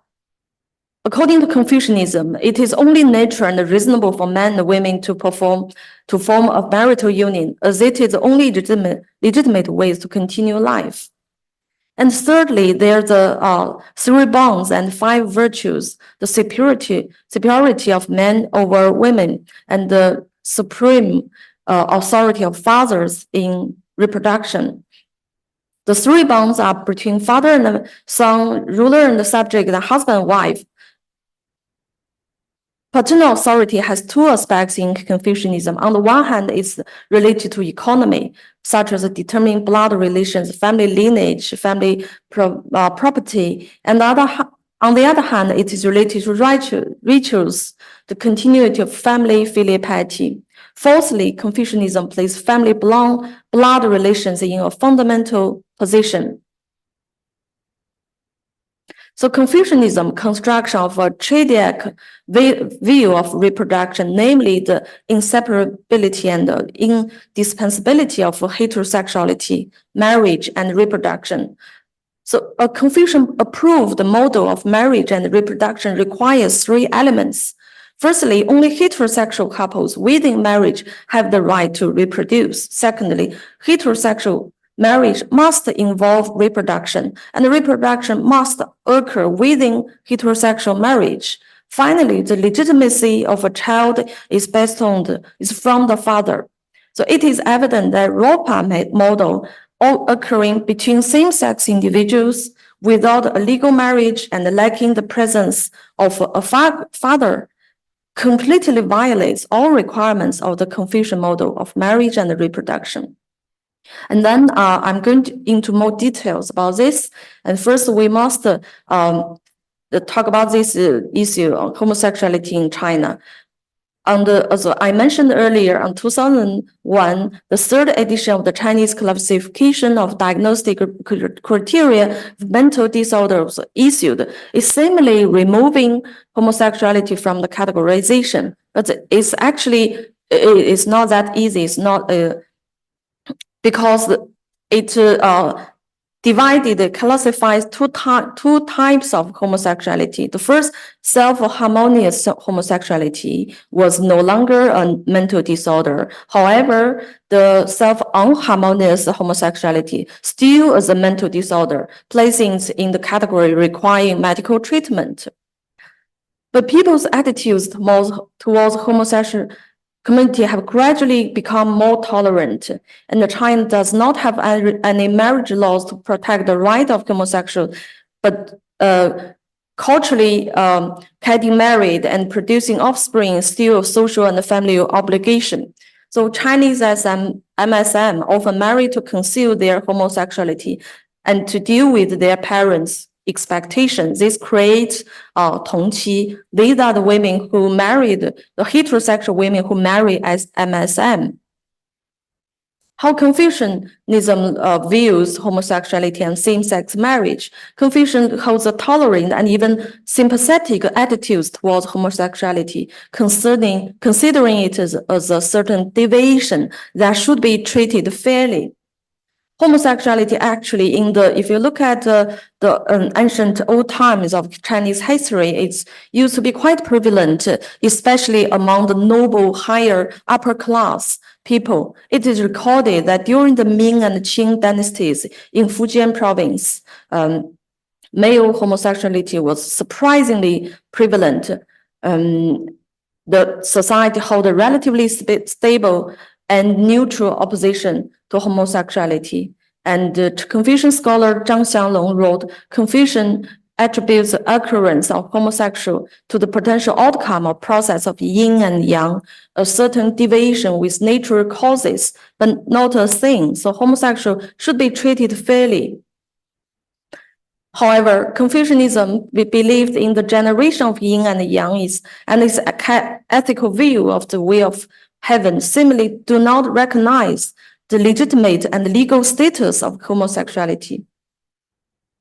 In the Book of Changes, it can be seen that Confucianism regards the inherent connection between male and female, husband and wife, and parent and child. The recognized marital relationship within Confucian rites serves as the foundation of 5 relationships, which are considered essence of Confucian society, thereby excluding the legitimacy of other intimate partner relationships, such as non-marital cohabitation or same-sex relationships. And Zhang Xianglong scholar also believed Confucian cannot endorse the legalization of same-sex marriage because it's not the original true form of yin and yang generation. Treating it as equal to heterosexual marriage would lead to long-term unfavorable consequences. From the perspective of Confucian filial piety, can we argue for the legitimacy of same-sex procreation from a consequentialist viewpoint?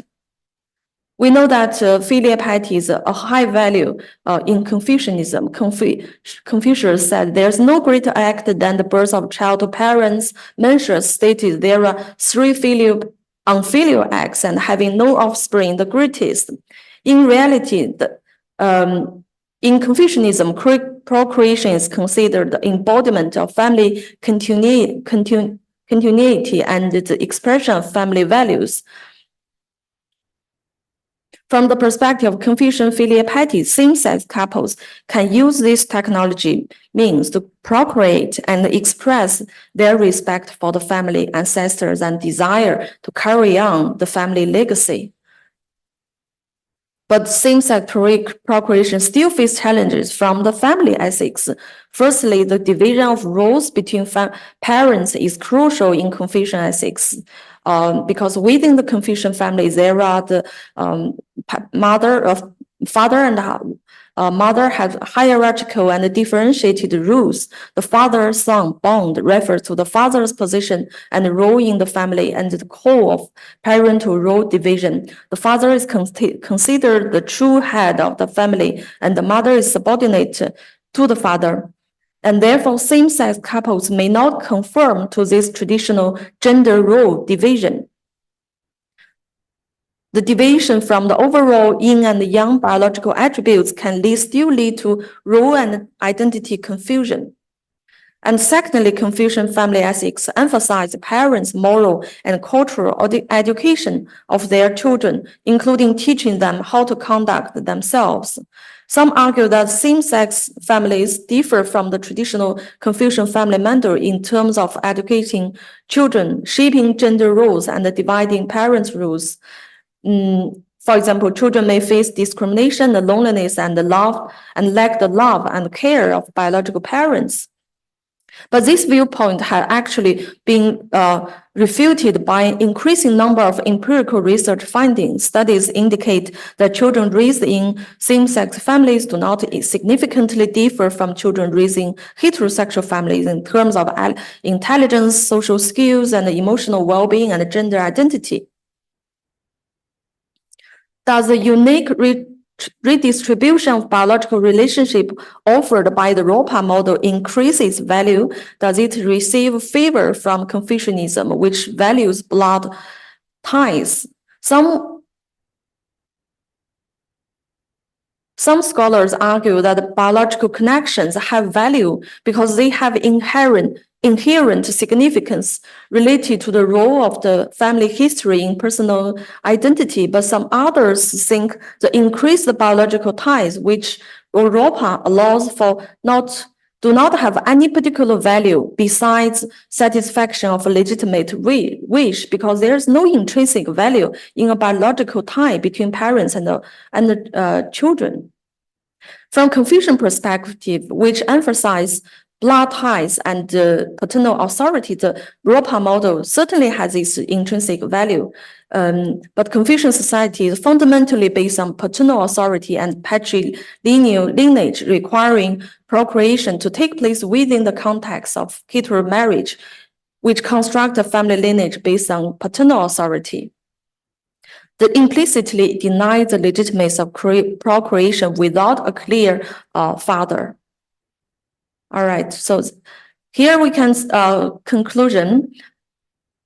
Despite the tolerant or even sympathetic attitudes of Confucianism towards homosexuality, deny the legitimacy and rightful authority of procreation in same-sex relationships. Same-sex procreation, including non-marital procreation in other situations, face an unfavorable environment in China, shaped by the Confucian procreative views, the family planning management system, and the regulation of assisted reproductive technology. So talk about the same-sex right to procreation is still a luxury at the moment. And finally, I propose that maybe perhaps the idea of doctrine of the Ming in Confucianism could provide a possible reconciliation between Confucian ethics and the same-sex procreation, because it provides theoretical support for the acceptance and respect of the LGBTQ community. Okay, I'm sorry, I may be out of the time. Yeah, that's everything from me. Thank you very much. Well, thank you so much.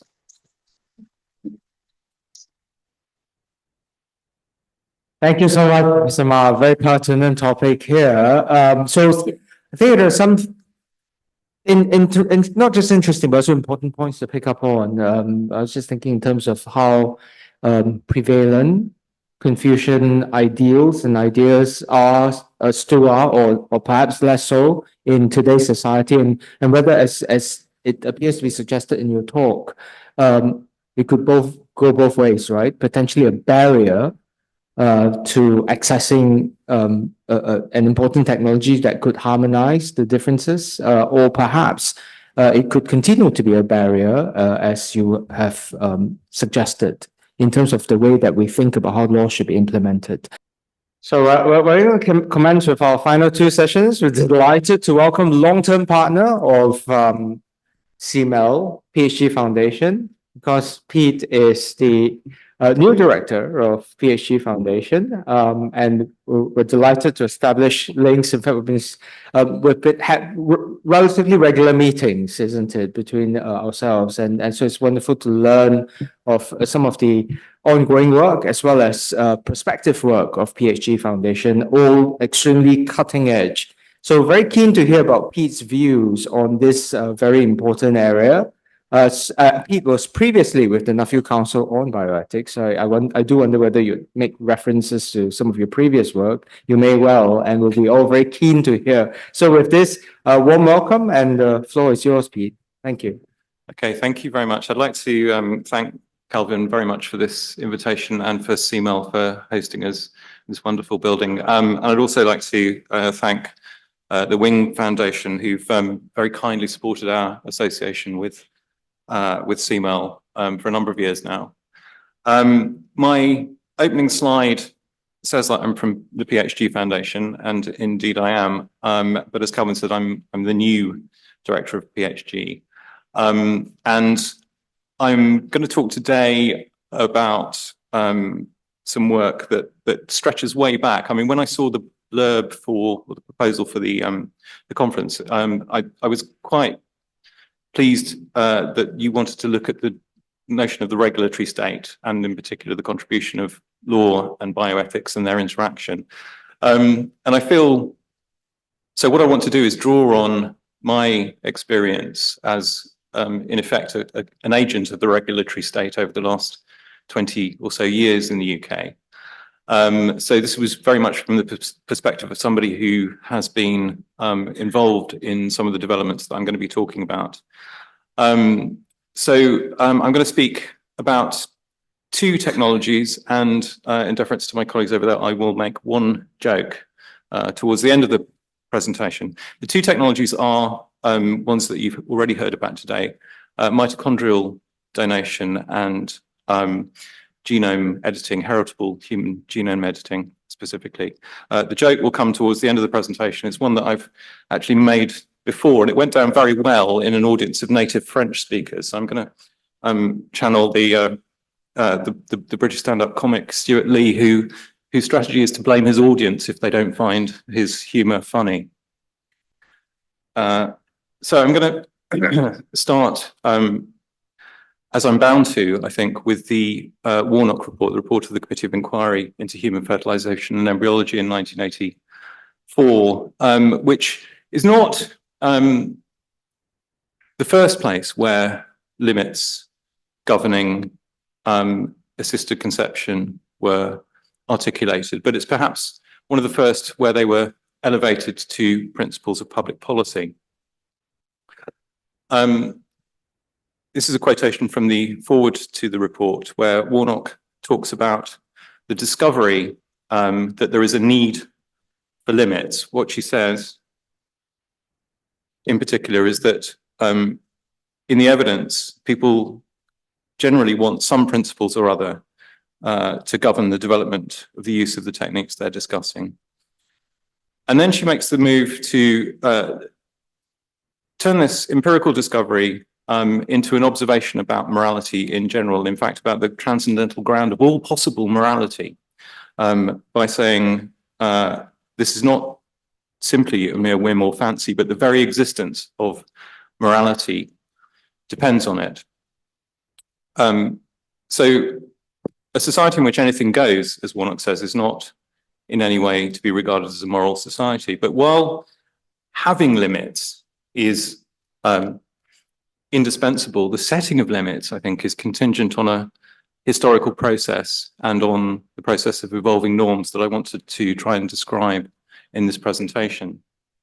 The way in which this has happened has led to a certain amount of criticism, and David Jones, who's a Catholic writer on these areas, has described the British approach as bureaucratic permissiveness ornamented by cosmetic prohibitions. But I think this is a little bit unfair, and I think it arises from a confusion between the importance of having limits and the importance of the limits that are set. In other words, mistaking practical limits for moral limits.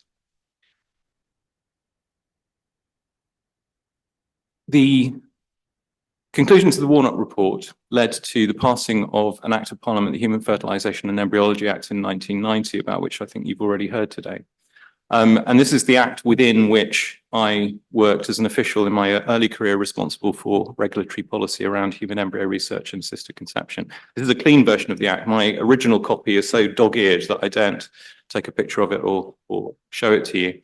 The act then encodes a number of limits, a number of prohibitions. We've heard about from Jonathan and others the primitive streak limit to 14 days within which it's possible lawfully to culture human embryos.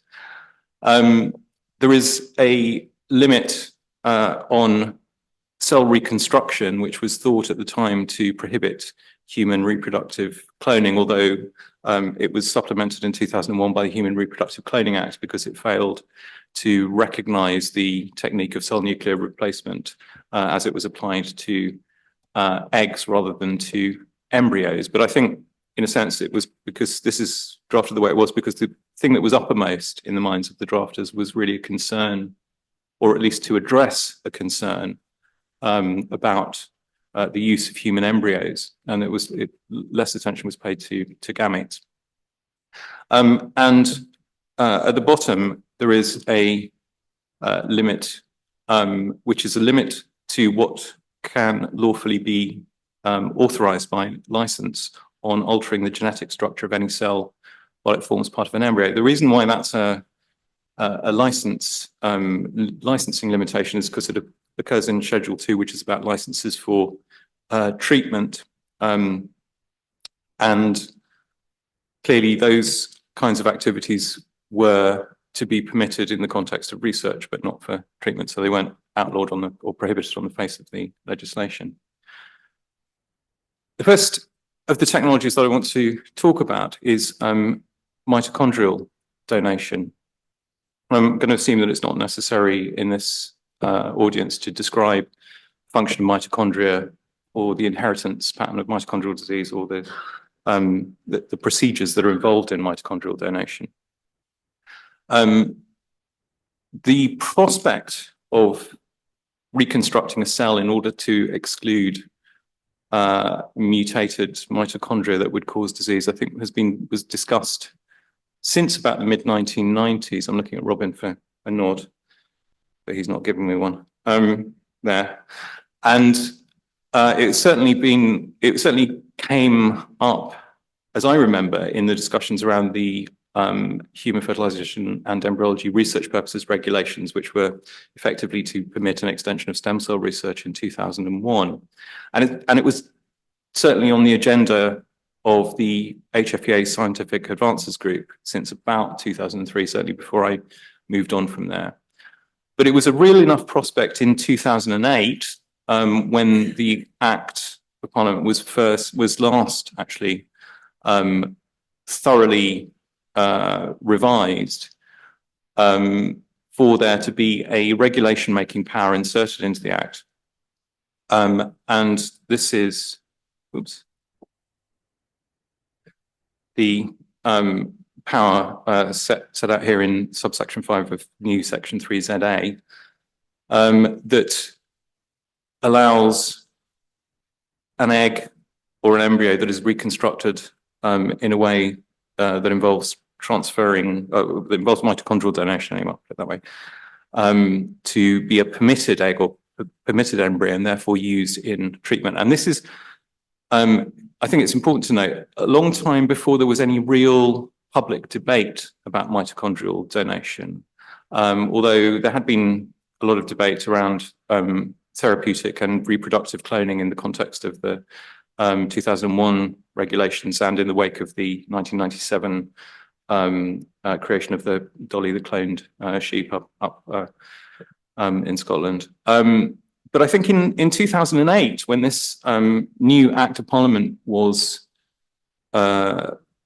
before Parliament, it was almost as though we were looking the other way a little bit, because a lot of the attention that was given to the Act at the time was focused on the novel technique of human admixed embryos, or embryos containing human and non-human elements. And there wasn't, at least as far as I recall, and in the parliamentary record, I don't think quite so much a debate about this provision for mitochondrial donation. And in a sense, I think one can see the debate about human admixed embryos as sort of shifting the Overton window a little bit and making this appear a lot less controversial than perhaps it might otherwise have been. I'm going to describe now the policy process that led up to the making of regulations in 2015. And I'm going to start this with a paper from 2010, May 2010. This is mainly for Jonathan's benefit, I think, because he was at the time the chair of the Human Genetics Commission. And this is a paper to the Human Genetics Commission, which resulted in advice to UK health ministers. And it's sort of coeval with my own kind of involvement in this. Actually, it originated from a discussion over a glass of wine with one of the researchers at the end of the previous year, Alison Murdoch, who said to me, you know, isn't it time that we actually got this moving a little bit in the UK? This paper set out the issues, or tried to set out the issues around enabling mitochondrial donation. As I say, we wrote a letter subsequently to UK health ministers. And the next piece of the next intervention in this policy process was that the Nuffield Council on Bioethics, where I was working by then, in 2012 published this report, really following through and setting out in a lot more detail the issues around mitochondrial donation and mitochondrial DNA disorders. This was followed, or rather at the same time, starting with a call for evidence in 2011, there was a series of technical reports from the HFEA. The HFEA convened a scientific committee to review the safety and efficacy of techniques for mitochondrial donation. And they produced a number of reports. So there were three running from, I think, 2011, 2012 and 2014. But in the meantime, they also carried out a public consultation, an open consultation, and an exercise involving public dialogue, where they got a group of non-specialist members of the public and asked them, having been given a certain amount of information and the opportunity to question experts, ask them questions about what they felt about mitochondrial donation, which was coincidentally more positive, I think, than the results of the consultation. But open consultations, of course, often draw strongly interested responses. So this paper, the mitochondrial donation advice to government from the HFEA, was provided in 2013. And in 2015, after a process that started, I think, the year before, we got the Human Fertilization and Embryology Mitochondrial Donation Regulations, which made it possible for the HFEA to license mitochondrial donation. And on the day on which those regulations were passed, I picked up a little tweet, as they were called then, from the Wellcome Trust, which said, "What a brilliant day for British science," and gave the outcome of the vote in Parliament. Despite the fact that we had regulations making this permissible, of course, the technique was still not, at that point, judged sufficiently safe or effective to be used in treatment. So there was further work to do.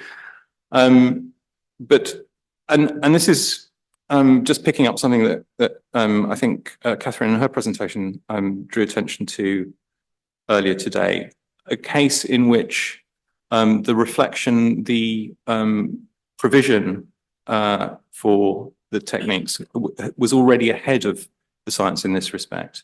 And as I said, when I raised a question from the floor, it creates a sort of socio-technical imaginary that kind of draws the this whole discussion. I think I want to say creates this kind of imaginary that draws the possibility of its realization towards it in the future. Now, so the question arose at this stage, having got the law, the sort of legal authority to license these things, how do we then take the innovation step? And it's interesting to me to contrast the approaches that were taken in the US with the approach that was taken in the UK in one particular respect. And I think, having heard what I heard earlier today, that it's true that Australia equally followed the US model. And what the US did was really treat this as research, treat the introduction of mitochondrial donation treatment as research. There were peculiar reasons for doing that in the US, and I think the principal ones was that it had to be regulated, and it had to be regulated by the FDA, and in the context of an investigational new drug application. And therefore, the kind of frame of the thinking about this really was narrowed very much by those local jurisdictional requirements. But I think there are good reasons for not treating mitochondrial replacement techniques as a kind of research exercise or within that frame. Not least among which is that when these techniques are introduced, they can't really be introduced in a way that allows you to adjust the dose. There can't be control groups, as it were. The treatment can't be withdrawn if adverse effects are observed. And furthermore, the sort of consent conditions that are required are much more complex and involve more the interests of more people than conventional research. The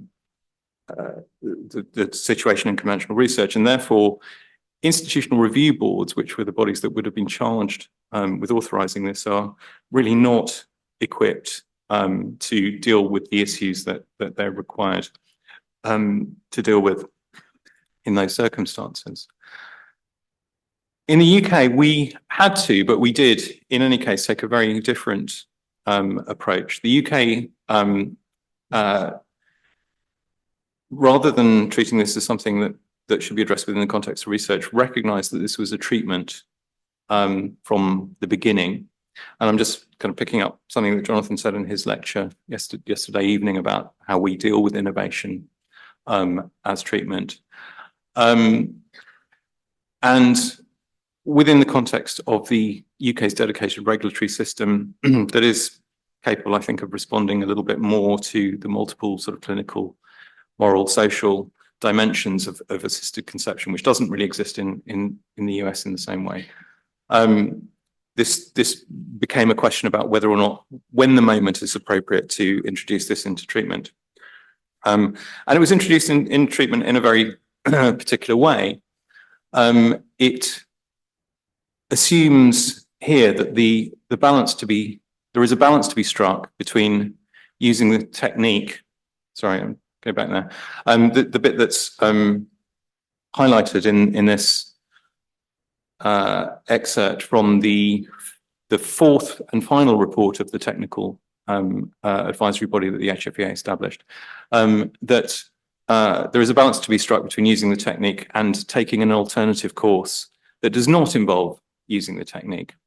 And it's really a matter of sort of balancing risks there. So they say the panel recommends that it's appropriate to offer mitochondrial donation techniques as clinical risk reduction for carefully selected patients.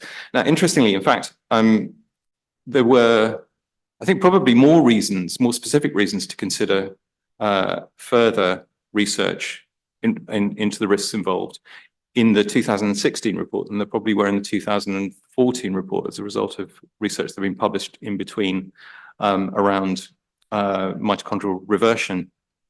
But by the time the final report came out, we'd already had the parliamentary process. There was already a piece of legislation which gave the HFEA the licensing authority.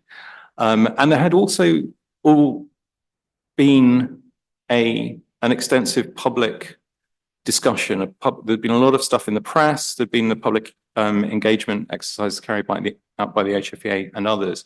And it was really part of the sort of public the public discussion, and one might even say that the British public by that time was somewhat inured to the possibility of mitochondrial donation, although with a certain kind of prurience, I think was also fascinated to discover when it might occur and what the babies might look like in the arms of the successful clinician, which we still yet have to see, but I'm sure those pictures will be forthcoming at some point. So this then became effectively a licensing question for the HFEA, and it led to a really, what was almost a kind of painfully incremental approach where the HFEA licensed the centre and it began to license the individual practitioners, and then was licensing applications on the basis of named patients. So there was this very, very cautious, careful, incremental process.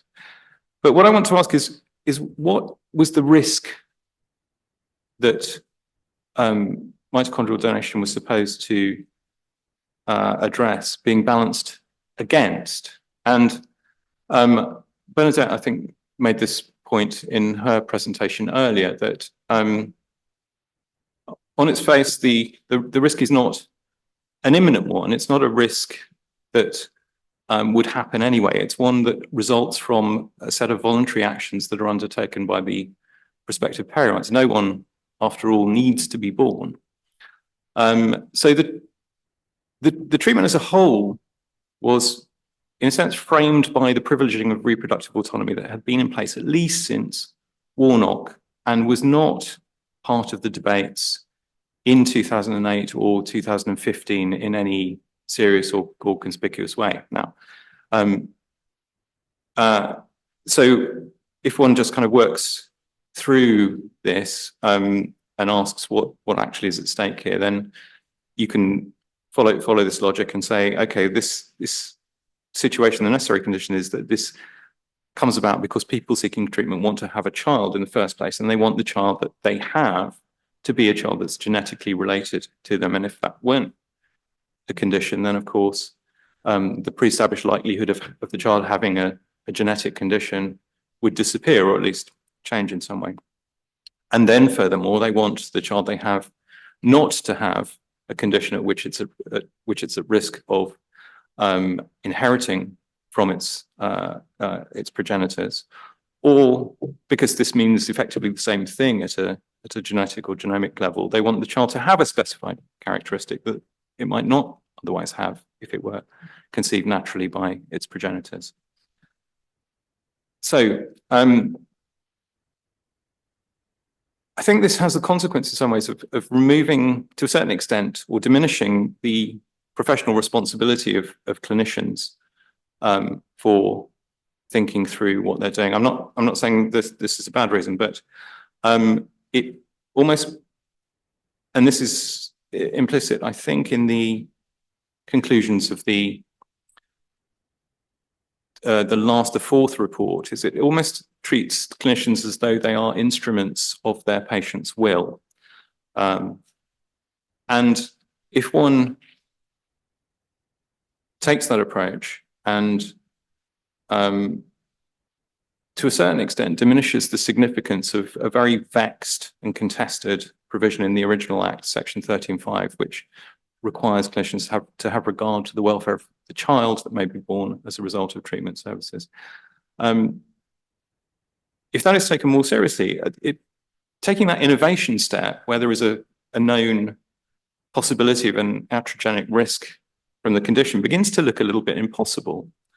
And it's only really presenting it within this more limited frame as a risk reduction that it becomes the calculus, the risk calculus begins to look a bit more comparatively beneficial.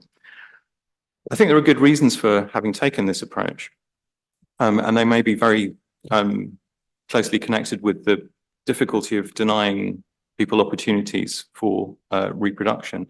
But I think there's a really kind of complex, and I'll come back to this, but they're really kind of complex questions that were never fully discussed within the context of the legislation. Now, if that were true of mitochondrial donation, then it's also true of the technology that I want to talk about next, and that is reproductive human heritable genome editing. And I'm quoting here from a 2016 report of the Nuffield Council on Bioethics. And it makes the point that genome editing is not straightforwardly therapeutic in the way that a gene therapy is therapeutic, because it doesn't treat an existing patient who is affected by an existing condition. But nor is it preventative in the way that public health measures are preventative by addressing an imminent risk, because the risk itself is one that can easily be avoided if people decide not to conceive genetically related children. On the other hand, it's a lot more complicated than that, and we go into some of the complications. And a declaration of interest, I planted this paragraph in the report because I was keen to write another report on human heritable genome editing, which followed in a timely way, actually, in 2018. But the point of quoting this here is just to kind of demonstrate that these different framings yield very, very different meanings about the significance and lead you to different, potentially very different conclusions about the significance of the treatment. And there is a great deal of potential disagreement that lies beneath those unexamined assumptions. I'm turning now to, still talking about human heritable genome editing, to a statement of the organising committee of the Second International Summit on Human Genome Editing. The first two summits, I think it's fair to say, were somewhat overshadowed by the discussion of heritable genome editing.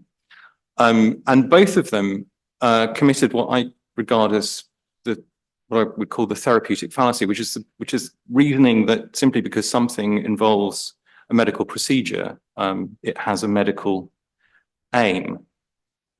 And this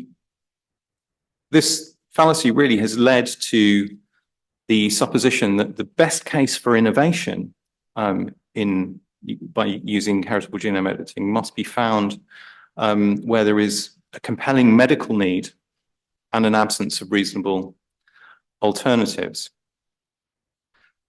Now, coming after the second summit, but before the third, the International Commission, which was convened by the National Academies of Science, Engineering and Medicine and the UK's Royal Society, also took the view that there needed to be a compelling reason, but it dropped the medical, recognizing that in effect this is about the way in which we value reproductive autonomy, but hypothesizing nonetheless that this can be a compelling reason.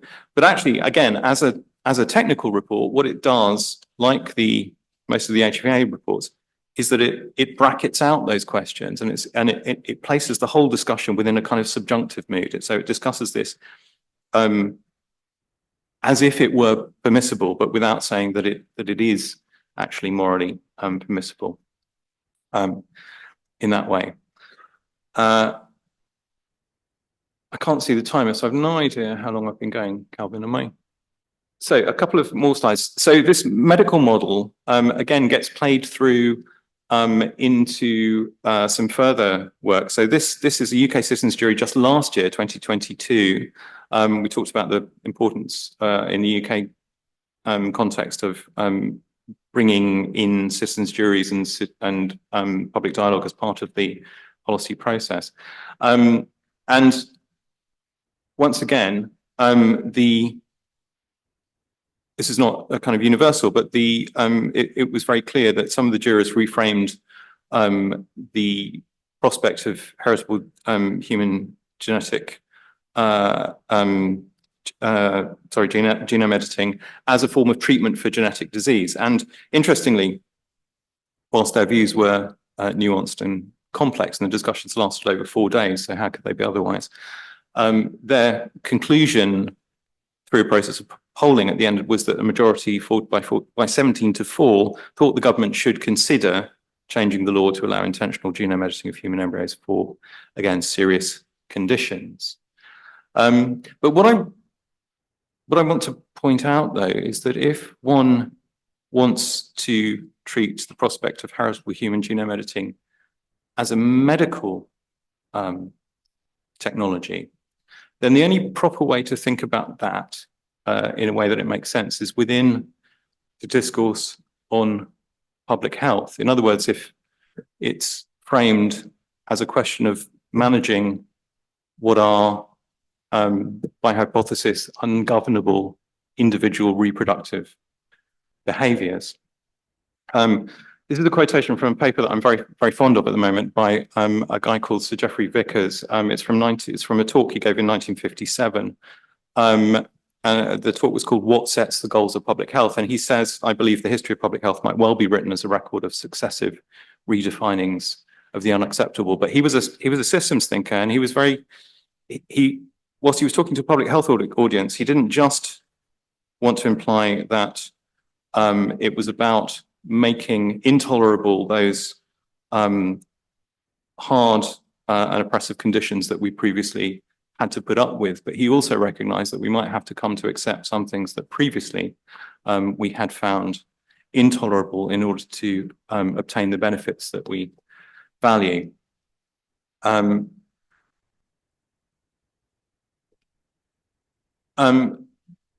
As Jan suggested yesterday, I wanted to finish by looking at, I've talked about contingent limits and the way that they're set in legislation and the way in which they get potentially dissolved by technological progress, but I want to, sorry, I should say technological development. But I wanted to look at just a couple of human rights instruments to see if we can get to the bottom of what the limits of the unacceptable are. I've got three that are relevant, particularly, or used to be, one of which used to be relevant and is less relevant now to the UK context. First is the European Fundamental Charter, which, as you will see, guarantees some rights to the integrity of the person, but it really was aiming to permit aiming to prohibit reproductive cloning. It also prohibits eugenic practices, in particular those aiming at the selection of persons, but doesn't say anything specifically about altering the genome. More promisingly, UNESCO Universal Declaration on the Human Genome and Human Rights in Article 11 rules out practices that are contrary to human dignity. And the example, again, it gives is reproductive cloning. But again, it stops short of genetic modification. And actually, the UNESCO International Bioethics Committee looked at this in 2015 with an eye to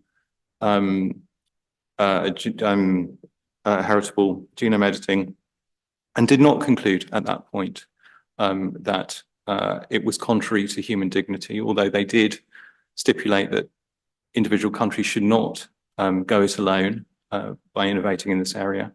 And they did advert to the, at that time, and probably still now, insufficiency of evidence of safety for that to be innovated. And the most promising, and again, I've been involved in looking at this again quite recently, Article 13 of the Oviedo Convention, the only instrument that constitutes binding law internationally. So this is binding law in 29 out of the 46 now member states of the Council of Europe. Seeks to prohibit the modification or the alteration of the genome of any descendants through reproductive innovations. But it's very clear, and I think Jonathan said this, if you look at the preparatory documents for this, that there was a huge debate at the time of the framing of the convention in 1997, where a lot of people were saying, well, look, it would be good if we could have this available for certain genetic conditions. Others opposed it. And in the end, there was an agreement that we don't need to worry about it because the technologies that were available at the time, recombinant DNA technologies, were not sufficiently advanced to be able to do it safely, but a clear understanding that it's something that they would return to.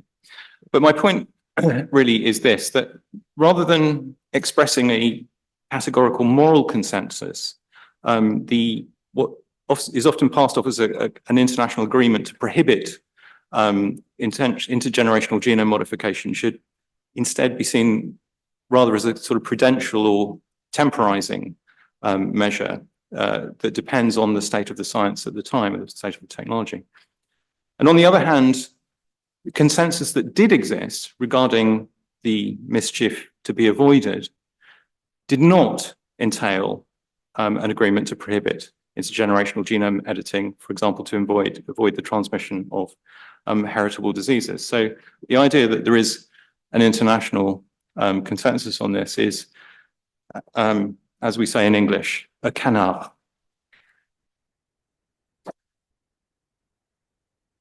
So the question that I want to pose overall, I will finish. I think this is pretty much my last slide. Does the mitochondrial donation story offer what a colleague of mine, June Hitchcock, describes as a candlelit path to human heritable genome editing? I think it was easy to accept in the first place because the technique involved in mitochondrial donation is in a sense self-limiting. However, because it involves a cell reconstruction technique that is useful, give or take, only for mitochondrial diseases. However, we know that a number of mitochondrial diseases are the result of mutations in the nuclear DNA as well as mitochondrial DNA. So if an effective genome edit were available, why treat only those diseases caused by mitochondrial donations? And in fact, the regulation making power in 2008 would potentially, subject to regulations, permit nuclear DNA to be modified for that purpose. Now, the limitation there is mitochondrial disease, but of course, there are other conditions that are of, arguably anyway, of the same order of seriousness as mitochondrial diseases. So if you're going to allow a technique to be applied for that, then why not these other conditions? So the limitation that we're left with really seems rather more technical than a moral one. And I'll just finish very quickly with the recently published recommendations from the Human Fertilization Embryology for changes to the Act. So this is the first time since 2008 that this will come before Parliament, if it does, and there is no current legislative plan for this to happen. But if it does, and there is certainly a growing, slowly growing set of arguments for this to be the case, then these are the recommendations. And I'll just draw attention to their claim that research in this field is continuing apace and now pushing the boundaries of what would legally be permitted in the UK. And not a great day for British science. There's now a risk that the UK could lose its world-leading status if the changes were not considered. So, two things to say about this final slide. They want more delegated legislation to allow Parliament to bring forward legislations to permit the licensing of new technologies to make that more agile, more flexible. However, the conclusion is that as far as heritable human genomic editing is concerned, there is not a sufficient argument and not a sufficient appetite for that to be permitted. Now, I read that as saying there's no reason to permit it on the face of the legislation, but I would conjecture, and I'll lay a bet with anyone here who's willing to take it, that means, should this come before Parliament, that there will be a regulation making power similar to that in 2008 to permit those treatments to take place. Thank you.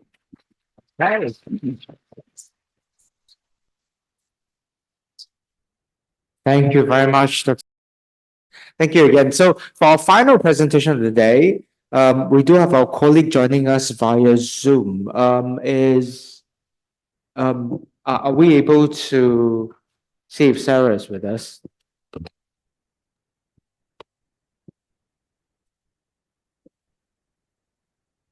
Hi, I'm here. Can you hear me? Yes, hi, Sarah. We couldn't get a visual of you yet, but meanwhile, let me take the opportunity to introduce you. Sorry that Sarah is not able to be with us in person, but I'm delighted that she's able to join us via Zoom. So, Professor Sarah Fovergue is Professor of Law at Sheffield University with a focus on health law. She's written extensively on reproductive technologies as well as other emerging technologies. And I have the great privilege of serving on the editorial board of Medical Law Review with Sarah, who is a co-editor-in-chief of the journal. So, Sarah, we're going to try to get a visual of you and then we'll get started. Sorry to keep you waiting, though. Thanks so much for inviting me to speak and letting me contribute online. I am really sorry that I can't be with you today, and also with the time differences that I've also had some technical issues my end. So I know that I've missed many interesting and thought-provoking papers, and I do feel a bit cheeky coming in at the end of the second day because I'm not going to present an academic paper as such. But Calvin and the team have kindly allowed me this opportunity to share with you some details of a project that I'm currently involved in. And the project is rather grandly, as you can see, called The Future of Human Reproduction. So this is a Wellcome funded research development award of £1 million.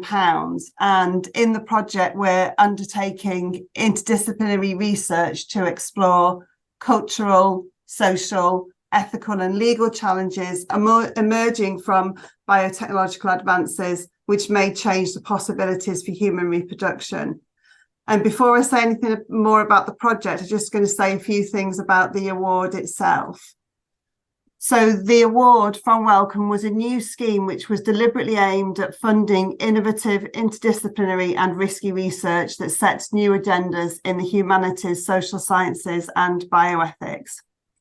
And the funding was for projects of between 3 and 5 years in length and for up to £1 million. 112 applications were received, 7 grants were awarded, so the success rate was just 6%. And we've been funded for 39 months and we started in April 2022. So we've got 3 project aims as part of our vision, and the first 2 are to push academic. I was just talking then about the 3 project aims that we have as part of our vision, and the first one is to push academic boundaries by developing new research methods and modes of interdisciplinary working, and to try to create a novel research paradigm for the study of disruptive emerging technologies. So we could be thinking about a coherent new set of methods, theories, assumptions, and conceptions of what counts as research or what counts as a research question. And then in pushing academic boundaries, our sort of second hope is to better understand cultural, ethical, legal, and social issues raised by new and emerging reproductive technologies that may, within a generation or 2, profoundly disrupt established social practices linked to human reproduction and parenting, as well as concepts of relatedness and family. So improving understandings of the issues raised by disruptive reproductive technologies is not only important in its own right, but it's a vehicle through which to develop new research methods and modes of interdisciplinary working. So by working together on substantive questions about disruptive reproductive technologies, we're looking to answer an overarching sort of meta question, which is how can humanities and social sciences disciplines think across and beyond disciplinary boundaries to help us better understand and respond to disruptive reproductive technologies. So in answering this question, we're looking at similarities and differences between disciplines and exploring how disciplines interact when tasked with working together on specific research questions. And this is the sort of experimental aspect of our programme. And we couldn't really say in advance to Wellcome what would happen, more than that we expected it to be a driver for creativity. And as part of this, we're looking to bring into focus established patterns of thinking, and so enable previously unrecognised assumptions to be highlighted, as well as deep questioning and possibly transformation of disciplinary norms and practices. Because this is the sort of risky bit of our project where, in a way, when I say we don't really know what we're doing, we couldn't really tell Wellcome what we would do, but they were happy with the idea that what we are going to do might not work. This is the risks we're taking, that the ideas and the activities we're trying to do might not work, and that's to be expected. And I'll say a little bit more about our work in a minute. Our third and final aim is to support the careers of all our colleagues and to be an example of best practice in terms of research, leadership and management. So we're paying particular attention to leadership and management. And for example, we focus on equity, diversity and inclusion in our recruitment strategies in terms of flexible working and in providing targeted additional support. And we have been providing and will continue to provide bespoke career development opportunities for all involved in the project, be that established academics or early career contract researchers or professional services colleagues. And then as part of this, our early career contract researchers have 20% of their time set aside for professional development. And we've also been providing enhanced mentoring to support career development for all team members. So that's the sort of background to the project. So you need to know, I guess, who we are. So we're a team of 7 and we're all based, well, we were all based at Lancaster University when we applied for the award. But then I moved to the University of Sheffield at the start of January 2022. And our team is led by Steve Wilkinson, who's a philosopher and bioethicist. And so the 6 co-investigators, and you can see from the slide that we're from a range of disciplines across the arts, humanities and social sciences. So we've got psychology, me as the lawyer, English literature, linguistics, design, particularly speculative design, and then somebody else from philosophy. We've also got 3 early career contract researchers working with us, and they've got backgrounds in law, speculative design and English literature. And we had 2 other early career contract researchers, and they had backgrounds in sociology and science and technology studies and also in linguistics. And an essential part of our team is our professional services colleague, Zoe Bolton, who works with us 2 days a week as our partnership and communications manager, and is particularly focused on network development and sustainability. So the project itself, we have 3 major research themes where we're looking at 3 what we see as new and emerging disruptive reproductive technologies. So the first one is ectogenesis, which could enable us to develop fetuses wholly outside of the human body. We're looking secondly then at in vitro derived gametes, new methods of creating eggs and sperm, which could enable the creation of children with 2 genetic parents of the same sex, or who have multiple genetic parents, or perhaps no determinate genetic parents at all. And our third theme then is genome editing, which could mean that future children can be chosen or designed with greater levels of precision than at present. And we're using these themes as focal points and are working to develop transformative new research methods and modes of interdisciplinary working by, for example, integrating speculative design methodologies with those of bioethics, law, literature, linguistics, and psychology. So just thought we'd look really briefly at each theme in turn. So ectogenesis, that could be the complete or partial gestation of a fetus outside of the human body in an artificial womb environment, creating children who have not been born in the usual sense of the term. And we had a number of key research questions for this, this theme. First one being, to what extent will ectogenesis radically disrupt or render obsolete ideas such as birth, pregnancy, mother and child?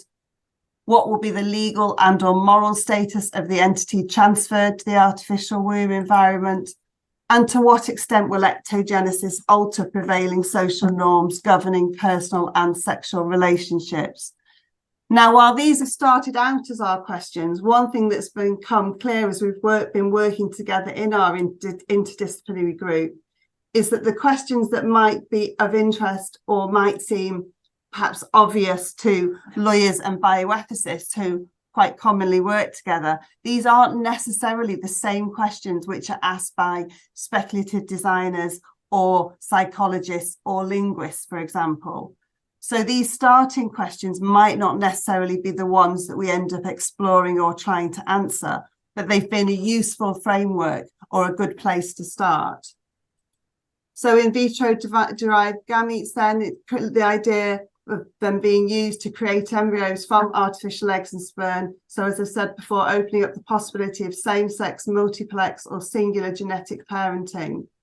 And our questions here, or our starting questions here, are what ethical and legal issues are raised by solo genetic parenting, multiplex parenting or same-sex genetic reproduction? Should children created with in vitro derived gametes have a right to know how they were created? And then will the development of in vitro derived gametes perpetuate damaging genetic essentialist views of parenthood and the family? Our final theme then is genome editing, which Pete just talked about.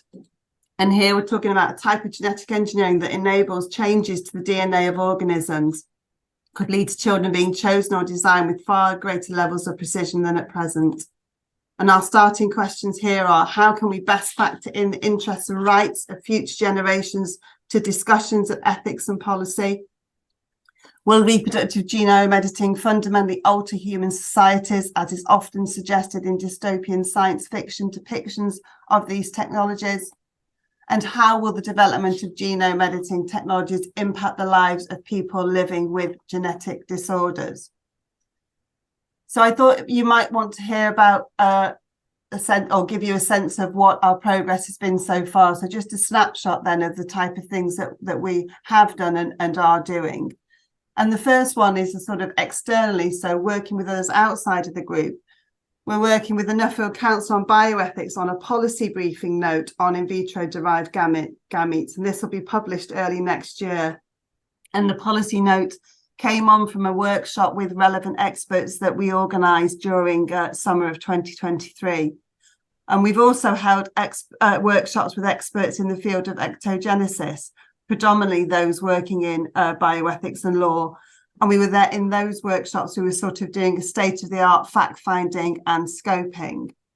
And then within the team itself, the work is being and has been led by our early career contract researchers from literature, design and linguistics. So we've held what we've called What I Do sessions, where we basically teach each other what we do within our disciplines, our methods and methodologies. And in those discussions, we're looking for similarities for differences and common languages. And in the first year of the project, we've largely focused on ectogenesis, and we've read a number of fiction books such as The Growing Season and Dreams Before the Start of Time. And we've been learning how to closely read text and employ English literature methods while bringing in our own disciplinary perspectives too.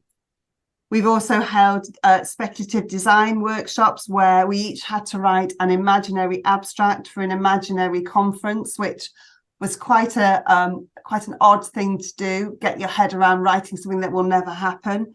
We've also had workshops where we've made things with Lego and with Play-Doh.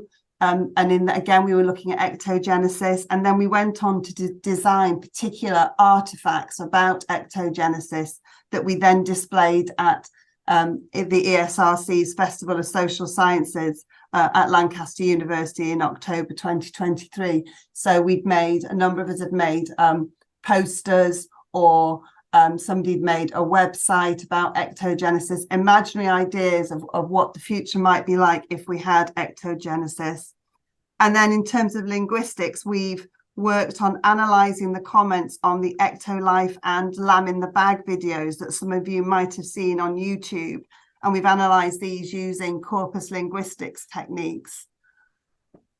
In the second year, our second year, we're looking at genome editing, and we've watched films like Gattaca and Never Let Me Go, and we've read a number of short stories and also novels, including Simon Moore's Mendel's Dwarf.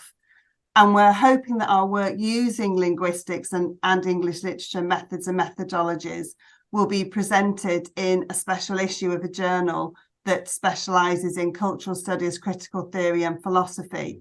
And as part of that, I'll be working with Sharon Ruston, our English literature expert, looking at how gene editing is presented and discussed in Simon Moore's Mendel's Dwarf. And we're hoping to present some of our work at the International Conference of the Three Societies on Literature and Science next year. And then the final thing that I just wanted to tell you about with the project is that as part of it, we had 2 funding schemes, which were designed to foster collaboration, build networks, diversify perspectives, and extend the research capacity of the team. So these are schemes that people outside of our core team could apply for. And we had 2 schemes, and each scheme had a ring-fenced amount for applicants from underrepresented groups, early career colleagues, and those who did not have independent means of being able to financially support their work. So the first scheme is a visiting collaborators scheme where we have collaborators working on specific sub-projects and sharing their own experiential and professional expertise through seminars and interactive events, with visits lasting between 1 and 3 months. And then our second scheme is a small grant scheme where applicants can carry out pilot projects linked to our 3 core themes. And these can run for up to 18 months and they're interdisciplinary and collaborative. And in total, we funded 6 awards and we've had our first collaborator working with us for the last 2 months, with more to come next year. And we're all really looking forward to seeing what comes from their work. So we're very keen to establish a network of scholars and other stakeholders with cognate interests to intellectually enrich the project, facilitate diversity, and enable it to most effectively shape the future direction of research. And perhaps some of you here today might be interested in being part of our networks. And if you are, you can email us on the address on the slide or visit the website for further information. And we're also on X. Thanks so much for inviting me to speak, and thank you for listening. Right, thank you so much. So, well, another possible sign up. So with this, so I think we're at time. I just wanted to again thank you for joining us via Zoom, and we look forward to continuing the conversation with you. Thank you so much. Thanks again, Sarah. Have a good day. Thank you. Hey, so that's the end of day 2. I'd just like to thank all participants again. For speakers, we are going to proceed to dinner. There's going to be a bus that will take us to the venue. So may I just invite all the speakers to just stay behind. And again, a thank you to all our guests. We do hope that you'll join us tomorrow, the final day of our conference. So thank you again.